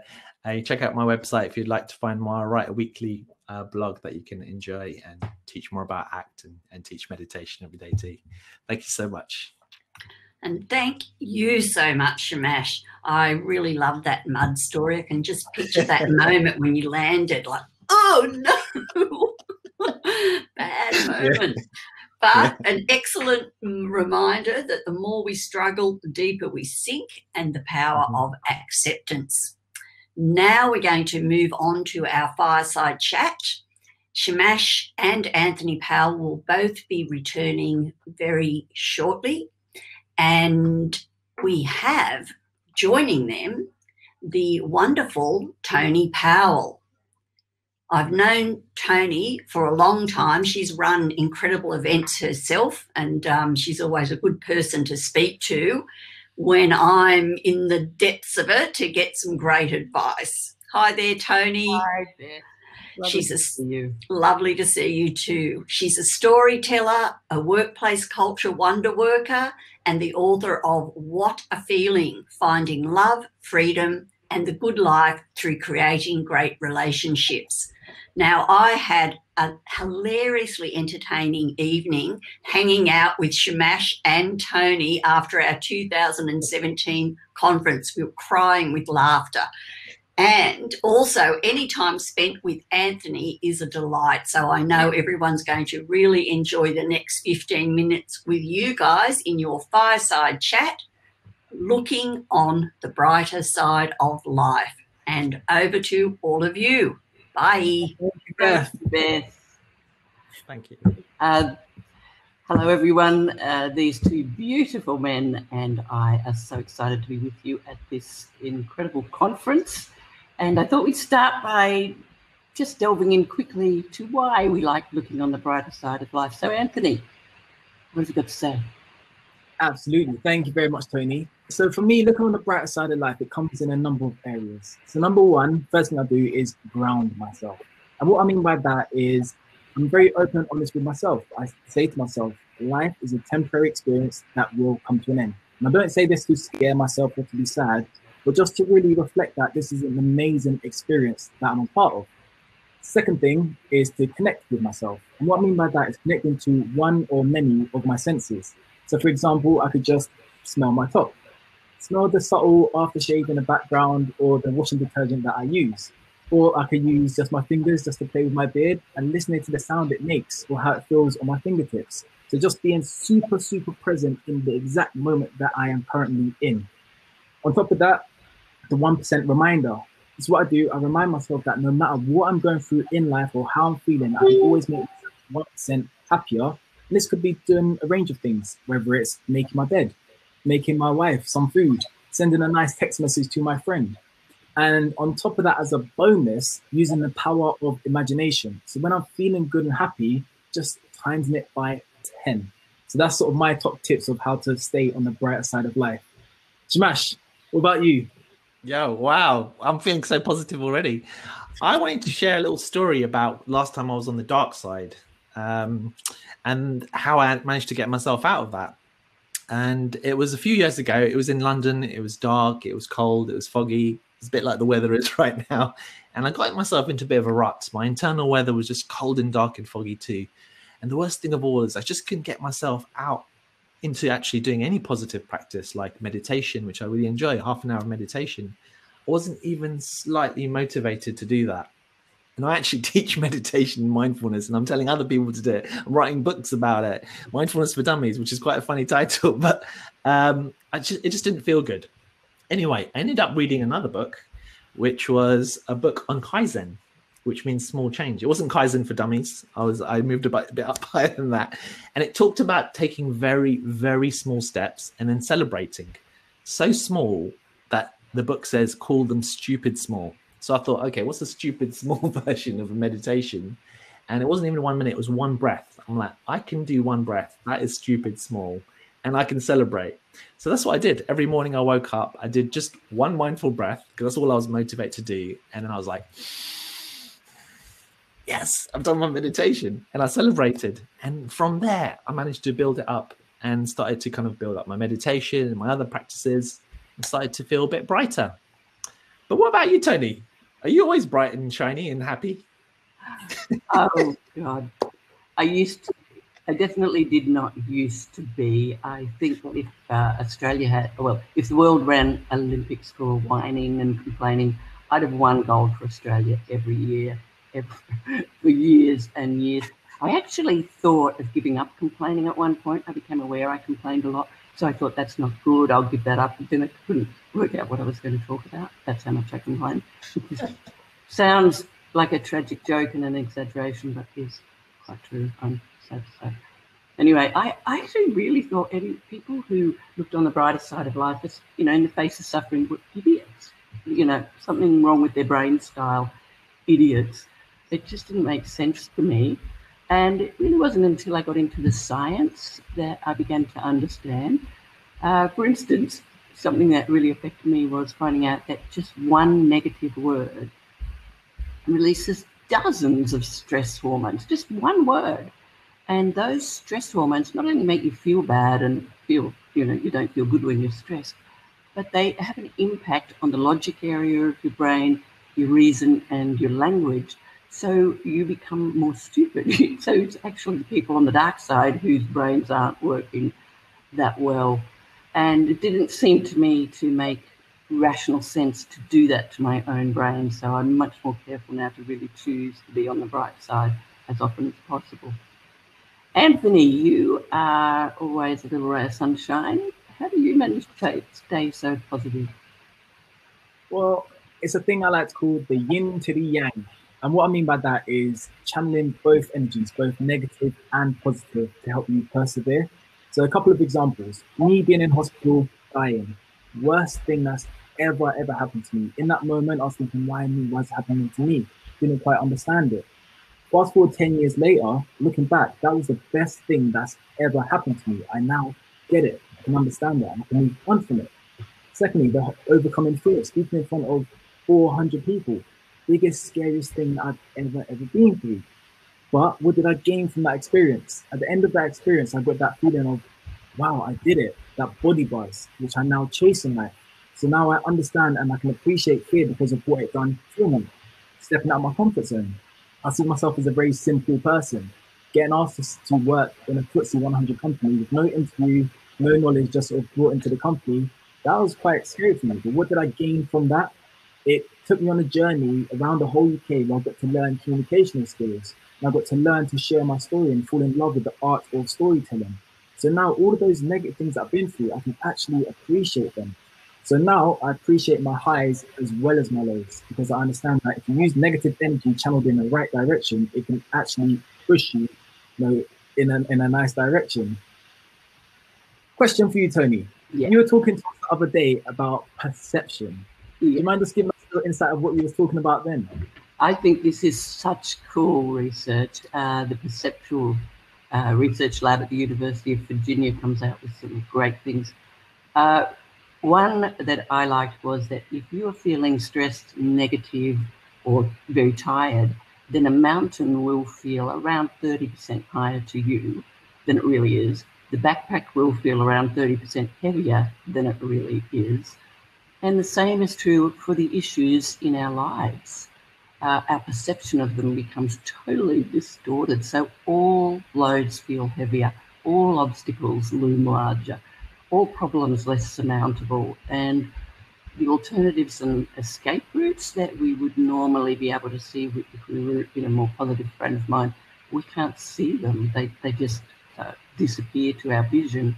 And so we become really overwhelmed and stressed and stuck when we actually don't need to be, because there is a solution.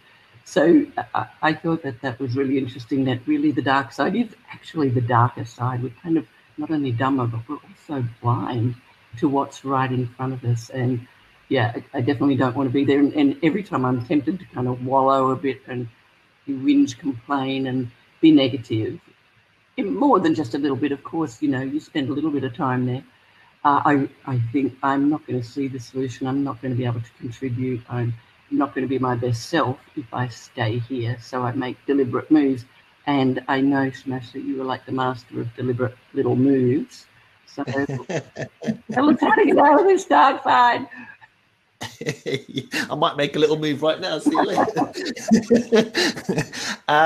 Yeah, no, this idea of little moves, of Kaizen, of doing these like stupid, I just love the odd concept of stupid small steps. And I got very excited about it. Both that and the idea of celebrating afterwards. I just thought that was so powerful, because I thought I could actually do anything. You know, I could run around the world if I want. I could just make it very, very, very small steps at a time. And the other great thing about it is that you don't need to use willpower. And that's something I don't have very much of, and it very easily runs out for me. And I found that it's not even just me. Everybody has very little willpower. It runs out very quickly. So as one teacher told me, don't use willpower, use wisdom power. And I liked that. Not sure if I had much more of the wisdom power, but this book on Kaizen really helped me. And so one of the things that I discovered about well-being and happiness is not just mindfulness is good for you or positive thinking as such, but also smiling. Now, there's actually a whole book about the power of smiling. There's TED Talks all concentrated on smiling.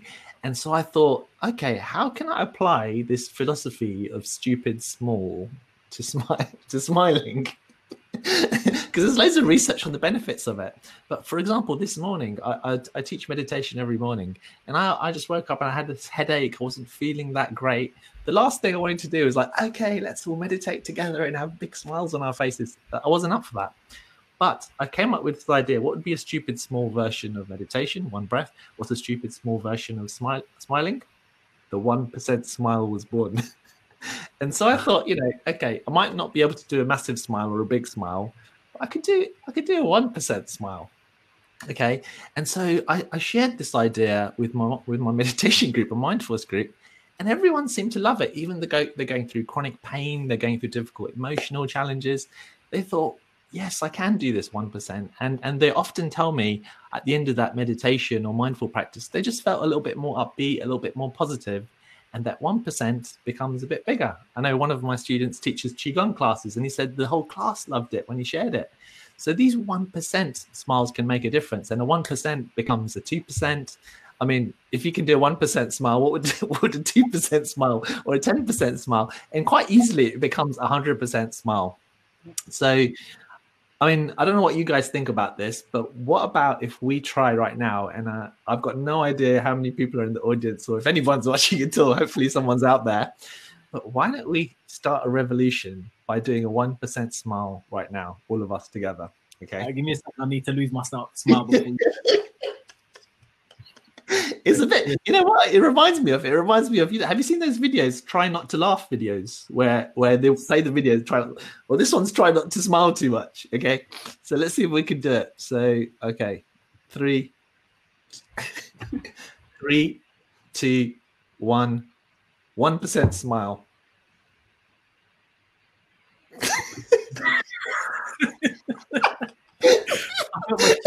Honey, that was turned into crying. Try it. I'm really curious. It doesn't matter what you're going through. It could be the worst thing that's happened in the world, but you sit there and just think, okay, I reckon I could probably do a 1% smile. And Yeah, it's good. I think some of our politicians could start with this initial training with this 1%, just build it up slowly. And then start the morning with a few push-ups as well.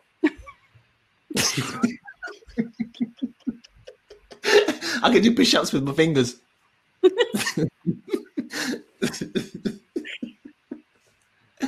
Oh God! Well, I really enjoyed chatting to you all. You're both great lights of positivity for me, and I really appreciate you all having a go at this. Thanks a lot, guys. We love hanging out with you. Yeah.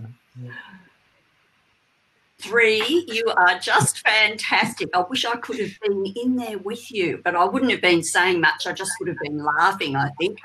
So thanks for your great insights, and I particularly liked that idea about how one negative word can have such a detrimental effect. So make mental note of that. And also the 1% smile. All do that. We can all do that. So thank you very much. Tony will be back again at 1:15 this afternoon. She's giving a talk on how to make life amazing right now. So put that on your schedule. You won't want to miss that one. Thank you, everyone. You can go to bed now, Anthony and Shamash. Yeah. Good night. And see you later, Tony. Bye.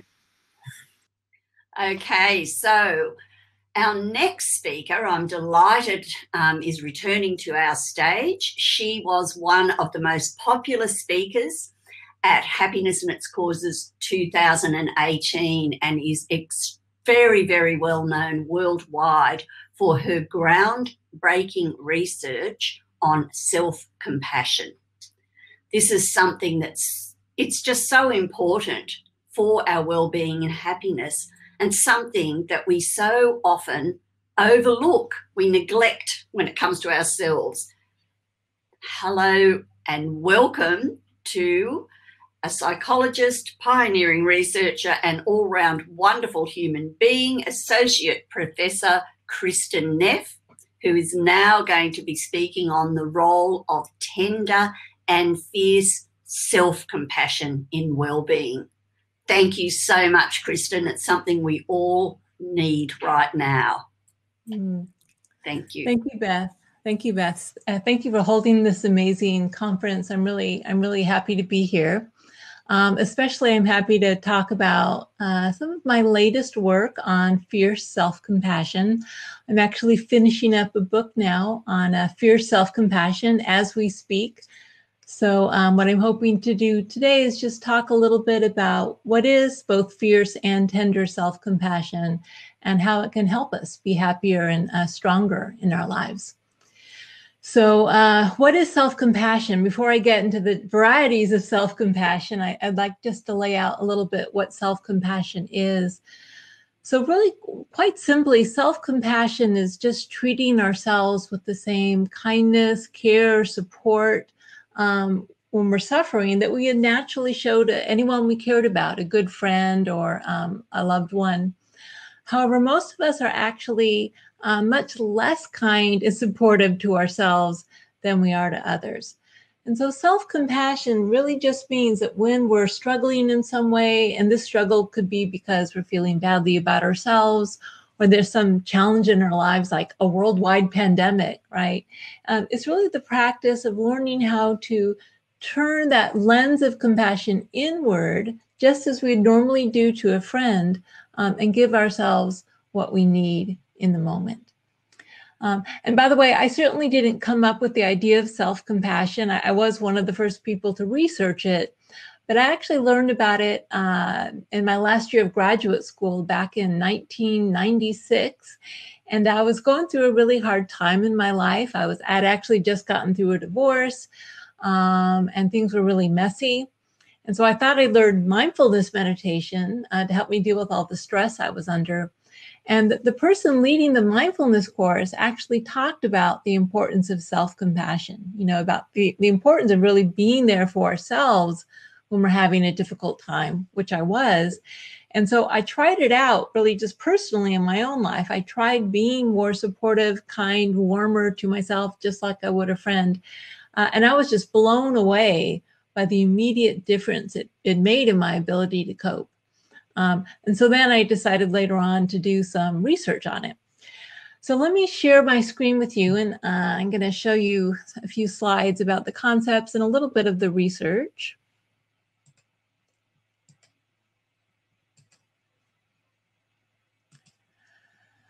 Okay. So when I first decided I wanted to do research on self-compassion, I realized I had to define it, kind of operationally define it, so that I can create a scale, could create a scale to measure it, which I did. And so although the easy way to think about self-compassion is just being a good friend to yourself, it actually has three separate components, and all three need to be there in order for it to be a stable and healthy frame of mind. So the foundation of self-compassion is actually mindfulness. I'm sure you've been hearing a lot about mindfulness in this conference. Most people are more familiar with mindfulness than they are with self-compassion. And mindfulness really has to be there as the first step of self-compassion. So what is mindfulness, right? So mindfulness is being with what's arising as it's happening in a kind of accepting, non-judgmental manner. And so in the context of self-compassion, it means being aware and being present with our own emotional or physical pain. However, we actually aren't always able to be present with our pain. Either it's just too much and we try to avoid it and we suppress it, or we ignore it, or we drown it out by like drugs or alcohol or doing something else so that we don't have to face our pain. And if we can't turn toward our pain and be with it, then we can't have that kind, supportive, friendly response that we need for self-compassion. On the other hand, sometimes we're aware that we're struggling. We're aware that we feel badly about ourselves or that things are difficult, but we get lost in the pain. We get carried away by the pain. I call this a process of over-identification.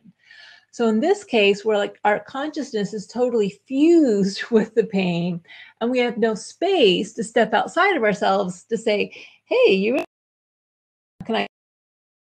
Right? So mindfulness is a balanced state of awareness where we're aware of what's going on without being fused with it. And that's really the first step of self-compassion. And then, so once we're aware in this kind of balanced way that things are difficult, that we're feeling badly or we're struggling in some way, then the idea is we need to respond to that pain with kindness. Now, some people, they may notice something's difficult in their life and they may just judge themselves for it harshly, right? So in order for it to be a compassionate response, it means we open our heart to ourselves. We have a warm, understanding response to our struggles. And very important, within this self-kindness is the desire to alleviate suffering, which is actually the motivational engine of self-compassion. In fact, a lot of scientists don't think of compassion as an emotion at all. They really think of it as a type of motivation. It's this desire, this motivation to help ourselves in some way. And that comes when we're actually kind to ourselves. But very important, in order for self-compassion to be healthy, in other words, not to be a form of self-pity, which isn't very healthy, we need to remember other people. So even though the word self is in the word self-compassion, it's really not a self-focused state. So when we have self-compassion, we remember that life is difficult for everyone, right? We remember that everyone's imperfect, everyone leads an imperfect life. So there's an inherent connectedness in compassion. If you look at the word in the Latin, passion means to suffer, con means with. So we actually suffer with ourselves in the context of common humanity. Now, actually, believe it or not, we usually don't do this. Usually when we make a mistake or we look in the mirror and we don't like what we see, or something really difficult happens, maybe we get a health diagnosis or a relationship fails, we have the sense of this shouldn't be happening. Things aren't supposed to go this way. As if what's supposed to be happening is everything's going swimmingly. And if they don't, there's some problem. It's abnormal. And then when we have that sense of we're abnormal in some way, or that our life is abnormal because things aren't going the way we want them to go, what it does is it makes us feel isolated and cut off from others. And that sense of isolation is very destabilizing because as human beings, we need to feel like we're part of a group to feel safe. So what self-compassion does is when we remember, oh, wait a second, this is normal. It's normal to make mistakes. It's normal to struggle.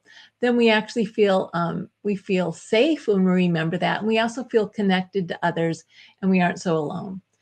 And by the way, I would just like to clarify that with self-compassion, it doesn't mean that all suffering is the same. Common humanity doesn't mean that all suffering is the same.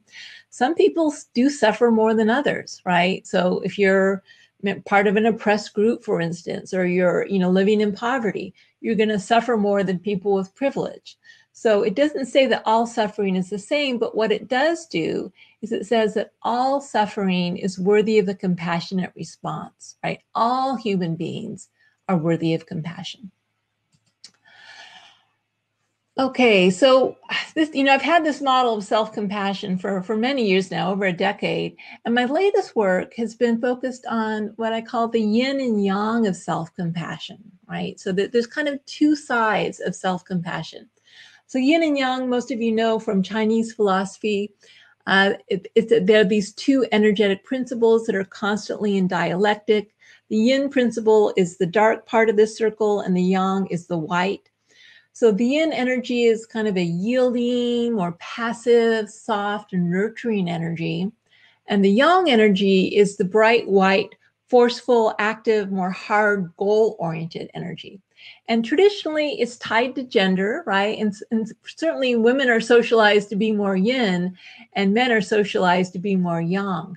But the idea is these are two energies that all human beings need, and who actually need to have them in balance in order to be healthy. And so this is also the case with self-compassion. There are these two sides.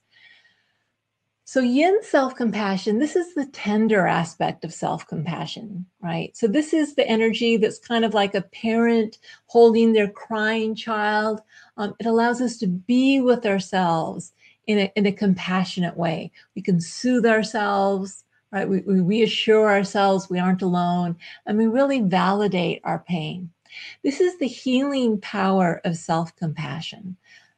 And so when we hold our pain with yin, with this tender self-compassion, we kind of embody a sense of loving, connected presence, right? We're with ourselves in a loving way, and we start to heal.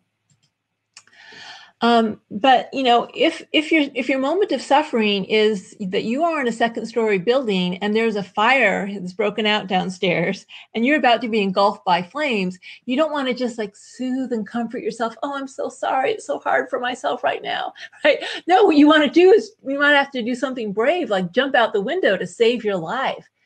So sometimes alleviating suffering requires being with our pain, but sometimes it requires acting to prevent the pain, to do something about the pain, to protect ourselves, right?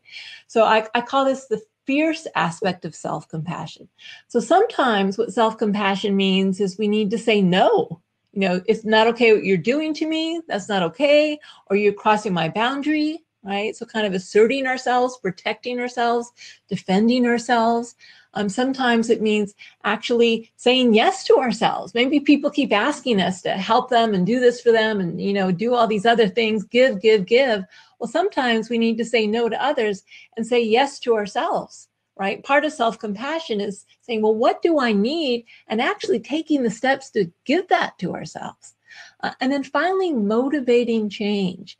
It's actually not self-compassionate to engage in behaviors that are harmful. Right? If we're harming ourselves and others, we aren't helping ourselves. We aren't being kind to ourselves by just like being stuck in that same toxic relationship we've been in for so long and we need to leave, right? So sometimes self-compassion means doing something differently than we've done before.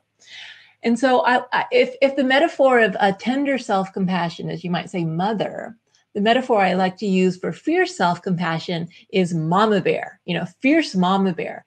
And I like to use this metaphor because, again, yin seems to be traditionally a female thing and yang a male thing. But if you think of mama bear, it's the ultimate fierce energy that's actually a feminine principle that men can tap into as well. Right?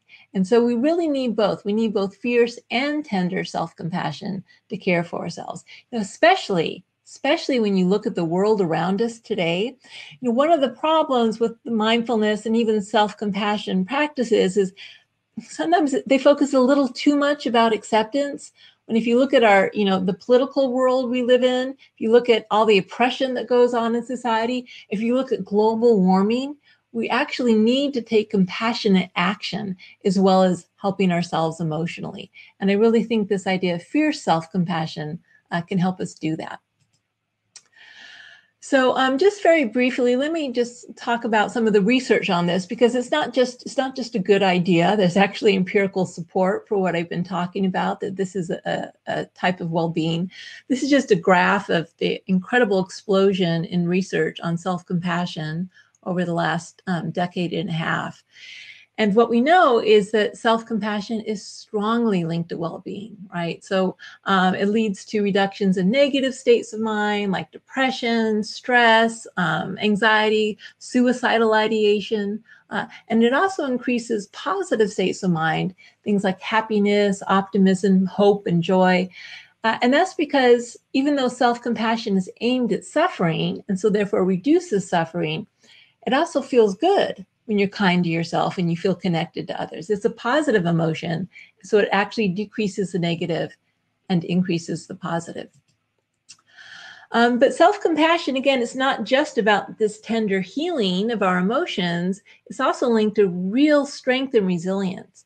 So, for instance, there's been a lot of work with veterans who've come back from overseas, fighting in either Iraq or Afghanistan. And what we know is that veterans who come back, so not only are they less likely to abuse alcohol, for instance, as a way to deal with their pain, they're more likely to actually be strong and resilient, to function better in their daily life, and they're much less likely to develop PTSD, post-traumatic stress syndromes. And this is true in a variety of challenges, whether you're talking about, raising a special needs kid or going through a divorce, some really difficult circumstance. If you need to be strong, self-compassion gives you strength. That fierce self-compassion allows you to stand up, be strong, and get through it. And if you think about, the soldiers is a good example. When you go into battle, who do you want inside your head? Who's going to make you stronger? A voice that's cutting you down, that's shaming you, that's saying, oh, you can't do it, you're terrible, I hate you. Is that going to make you stronger? No, that's going to make you weaker. But if the voice inside your head says, hey, you got this, I got your back, I'm here for you, I can support you, I believe in you, that voice of kindness and encouragement is actually going to make you much more stronger and able to cope. There's also a lot of research that shows that self-compassion is linked to more motivation. And believe it or not, actually the number one reason people aren't more self-compassionate to themselves, we know this from the research, the number one reason is that people are afraid, kind to themselves, they're going to become lazy and they aren't going to reach their goals and they're just going to not do anything, not accomplish anything. Again, that totally gets the wrong end of the stick. So with self-compassion, it's true, you aren't going to beat yourself up if you're imperfect or if you make a mistake. That's very, very true. But by supporting yourself, rather than beating yourself up, you're actually able to increase your motivation. So people who criticize themselves as a form of motivating themselves, they eventually develop performance anxiety.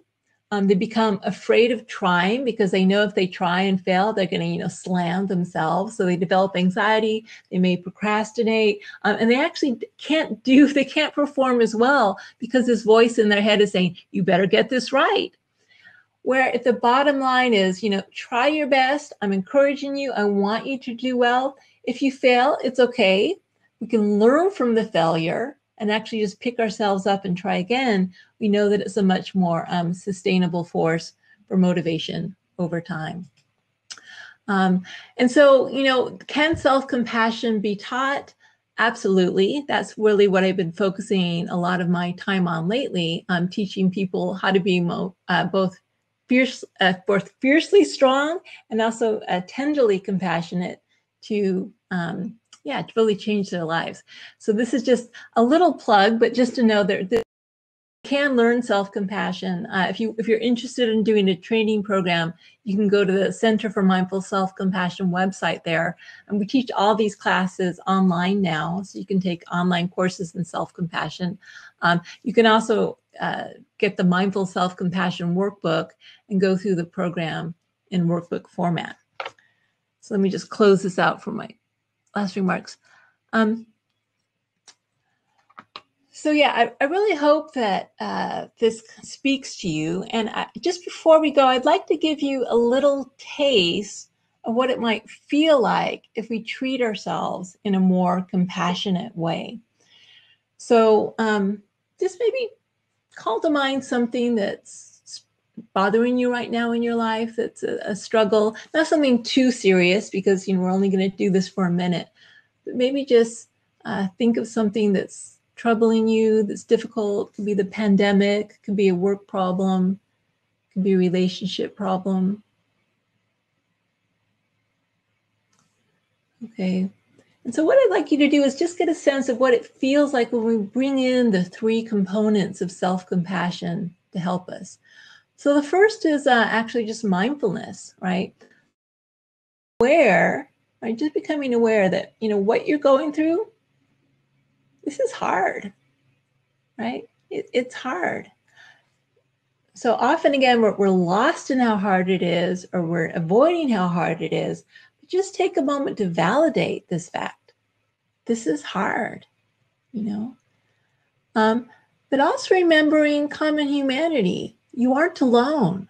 Right? It may feel like you aren't supposed to be having this happen, or that this is abnormal in some way. You aren't alone. Every single person watching this, actually every single person in the world right now, is struggling in some way.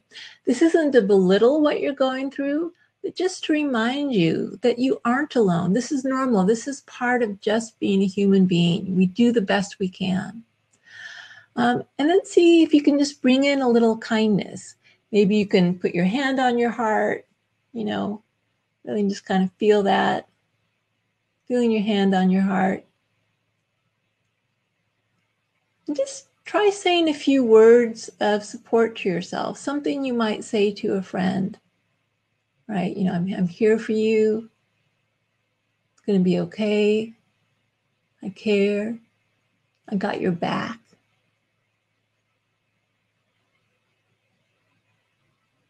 Right? And so once we do this, once we give ourselves support, we just become a lot more able to cope with the challenges of life. Okay, I think my time is up. Is that correct? You are right on time, Kristen. All right, good. Thank you so much. That was a wonderful talk. And I really loved how at the beginning you talked about self-compassion. It's not just about ourselves, that compassion is inherently connected. That was a very beautiful point. And I love the fierce mama bear self-compassion strength. So thank you very much, Kristen. And we'll be seeing you in a few minutes on the session stage where you'll be answering questions. So the audience can move over there shortly. And also, Kristen will be back at 12:25 for a panel on how does meaning in life affect our health and happiness. And now, before we move into our breakout sessions, I've got what's going to be an excellent part of the program. Dancing is one of my joys in life, so I'm really looking forward to this.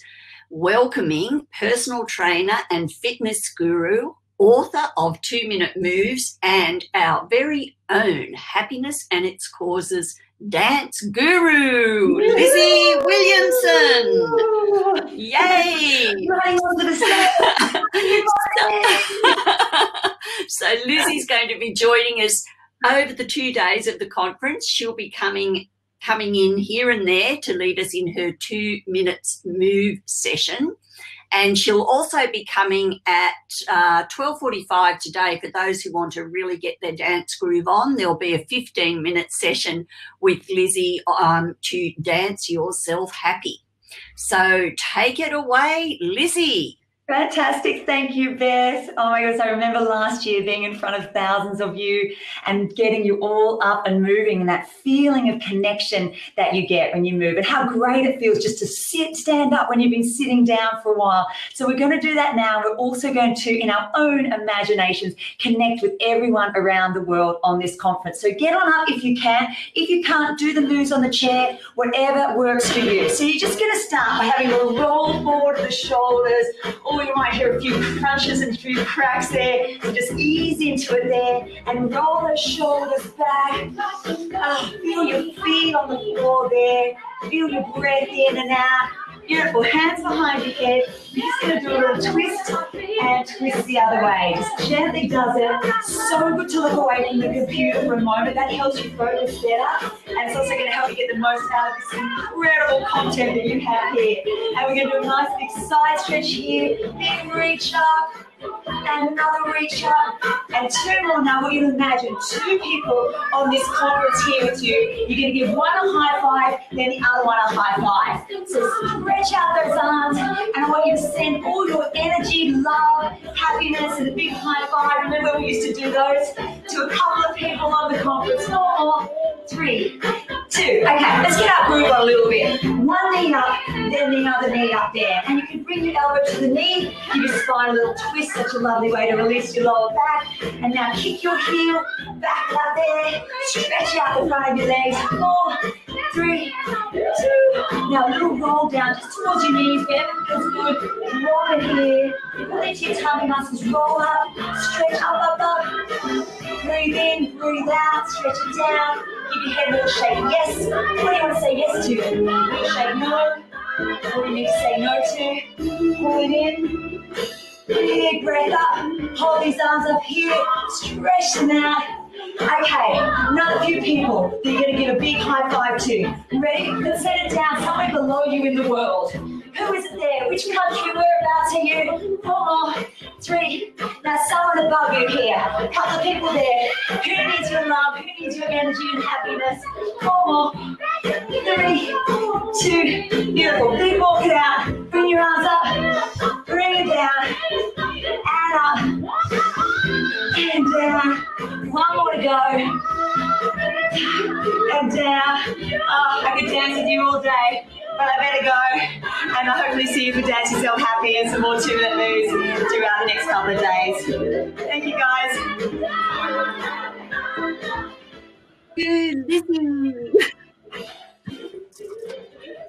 Okay, so we're now going into the first of our breakout sessions. We will have, so if you look on the side of your screen, well, actually, I think I've got to point that way, but it's on the left of your screen. There is an icon that says Sessions, it says Now. If you hop over there, you will find speaker Q&A sessions with Dr. Rick Hanson, one with Kristen Neff. There's also Laughter Yoga with Chris Pop, and Coming to Your Senses meditation with Petria King. Be back on the dot of 11:25 for our plenary speaker for the second plenary session of the day, Chade Meng Tan, formerly from Google, who will be speaking Joy on Demand, the art of discovering the happiness within. Enjoy your sessions and then pop back to the stage. Bye.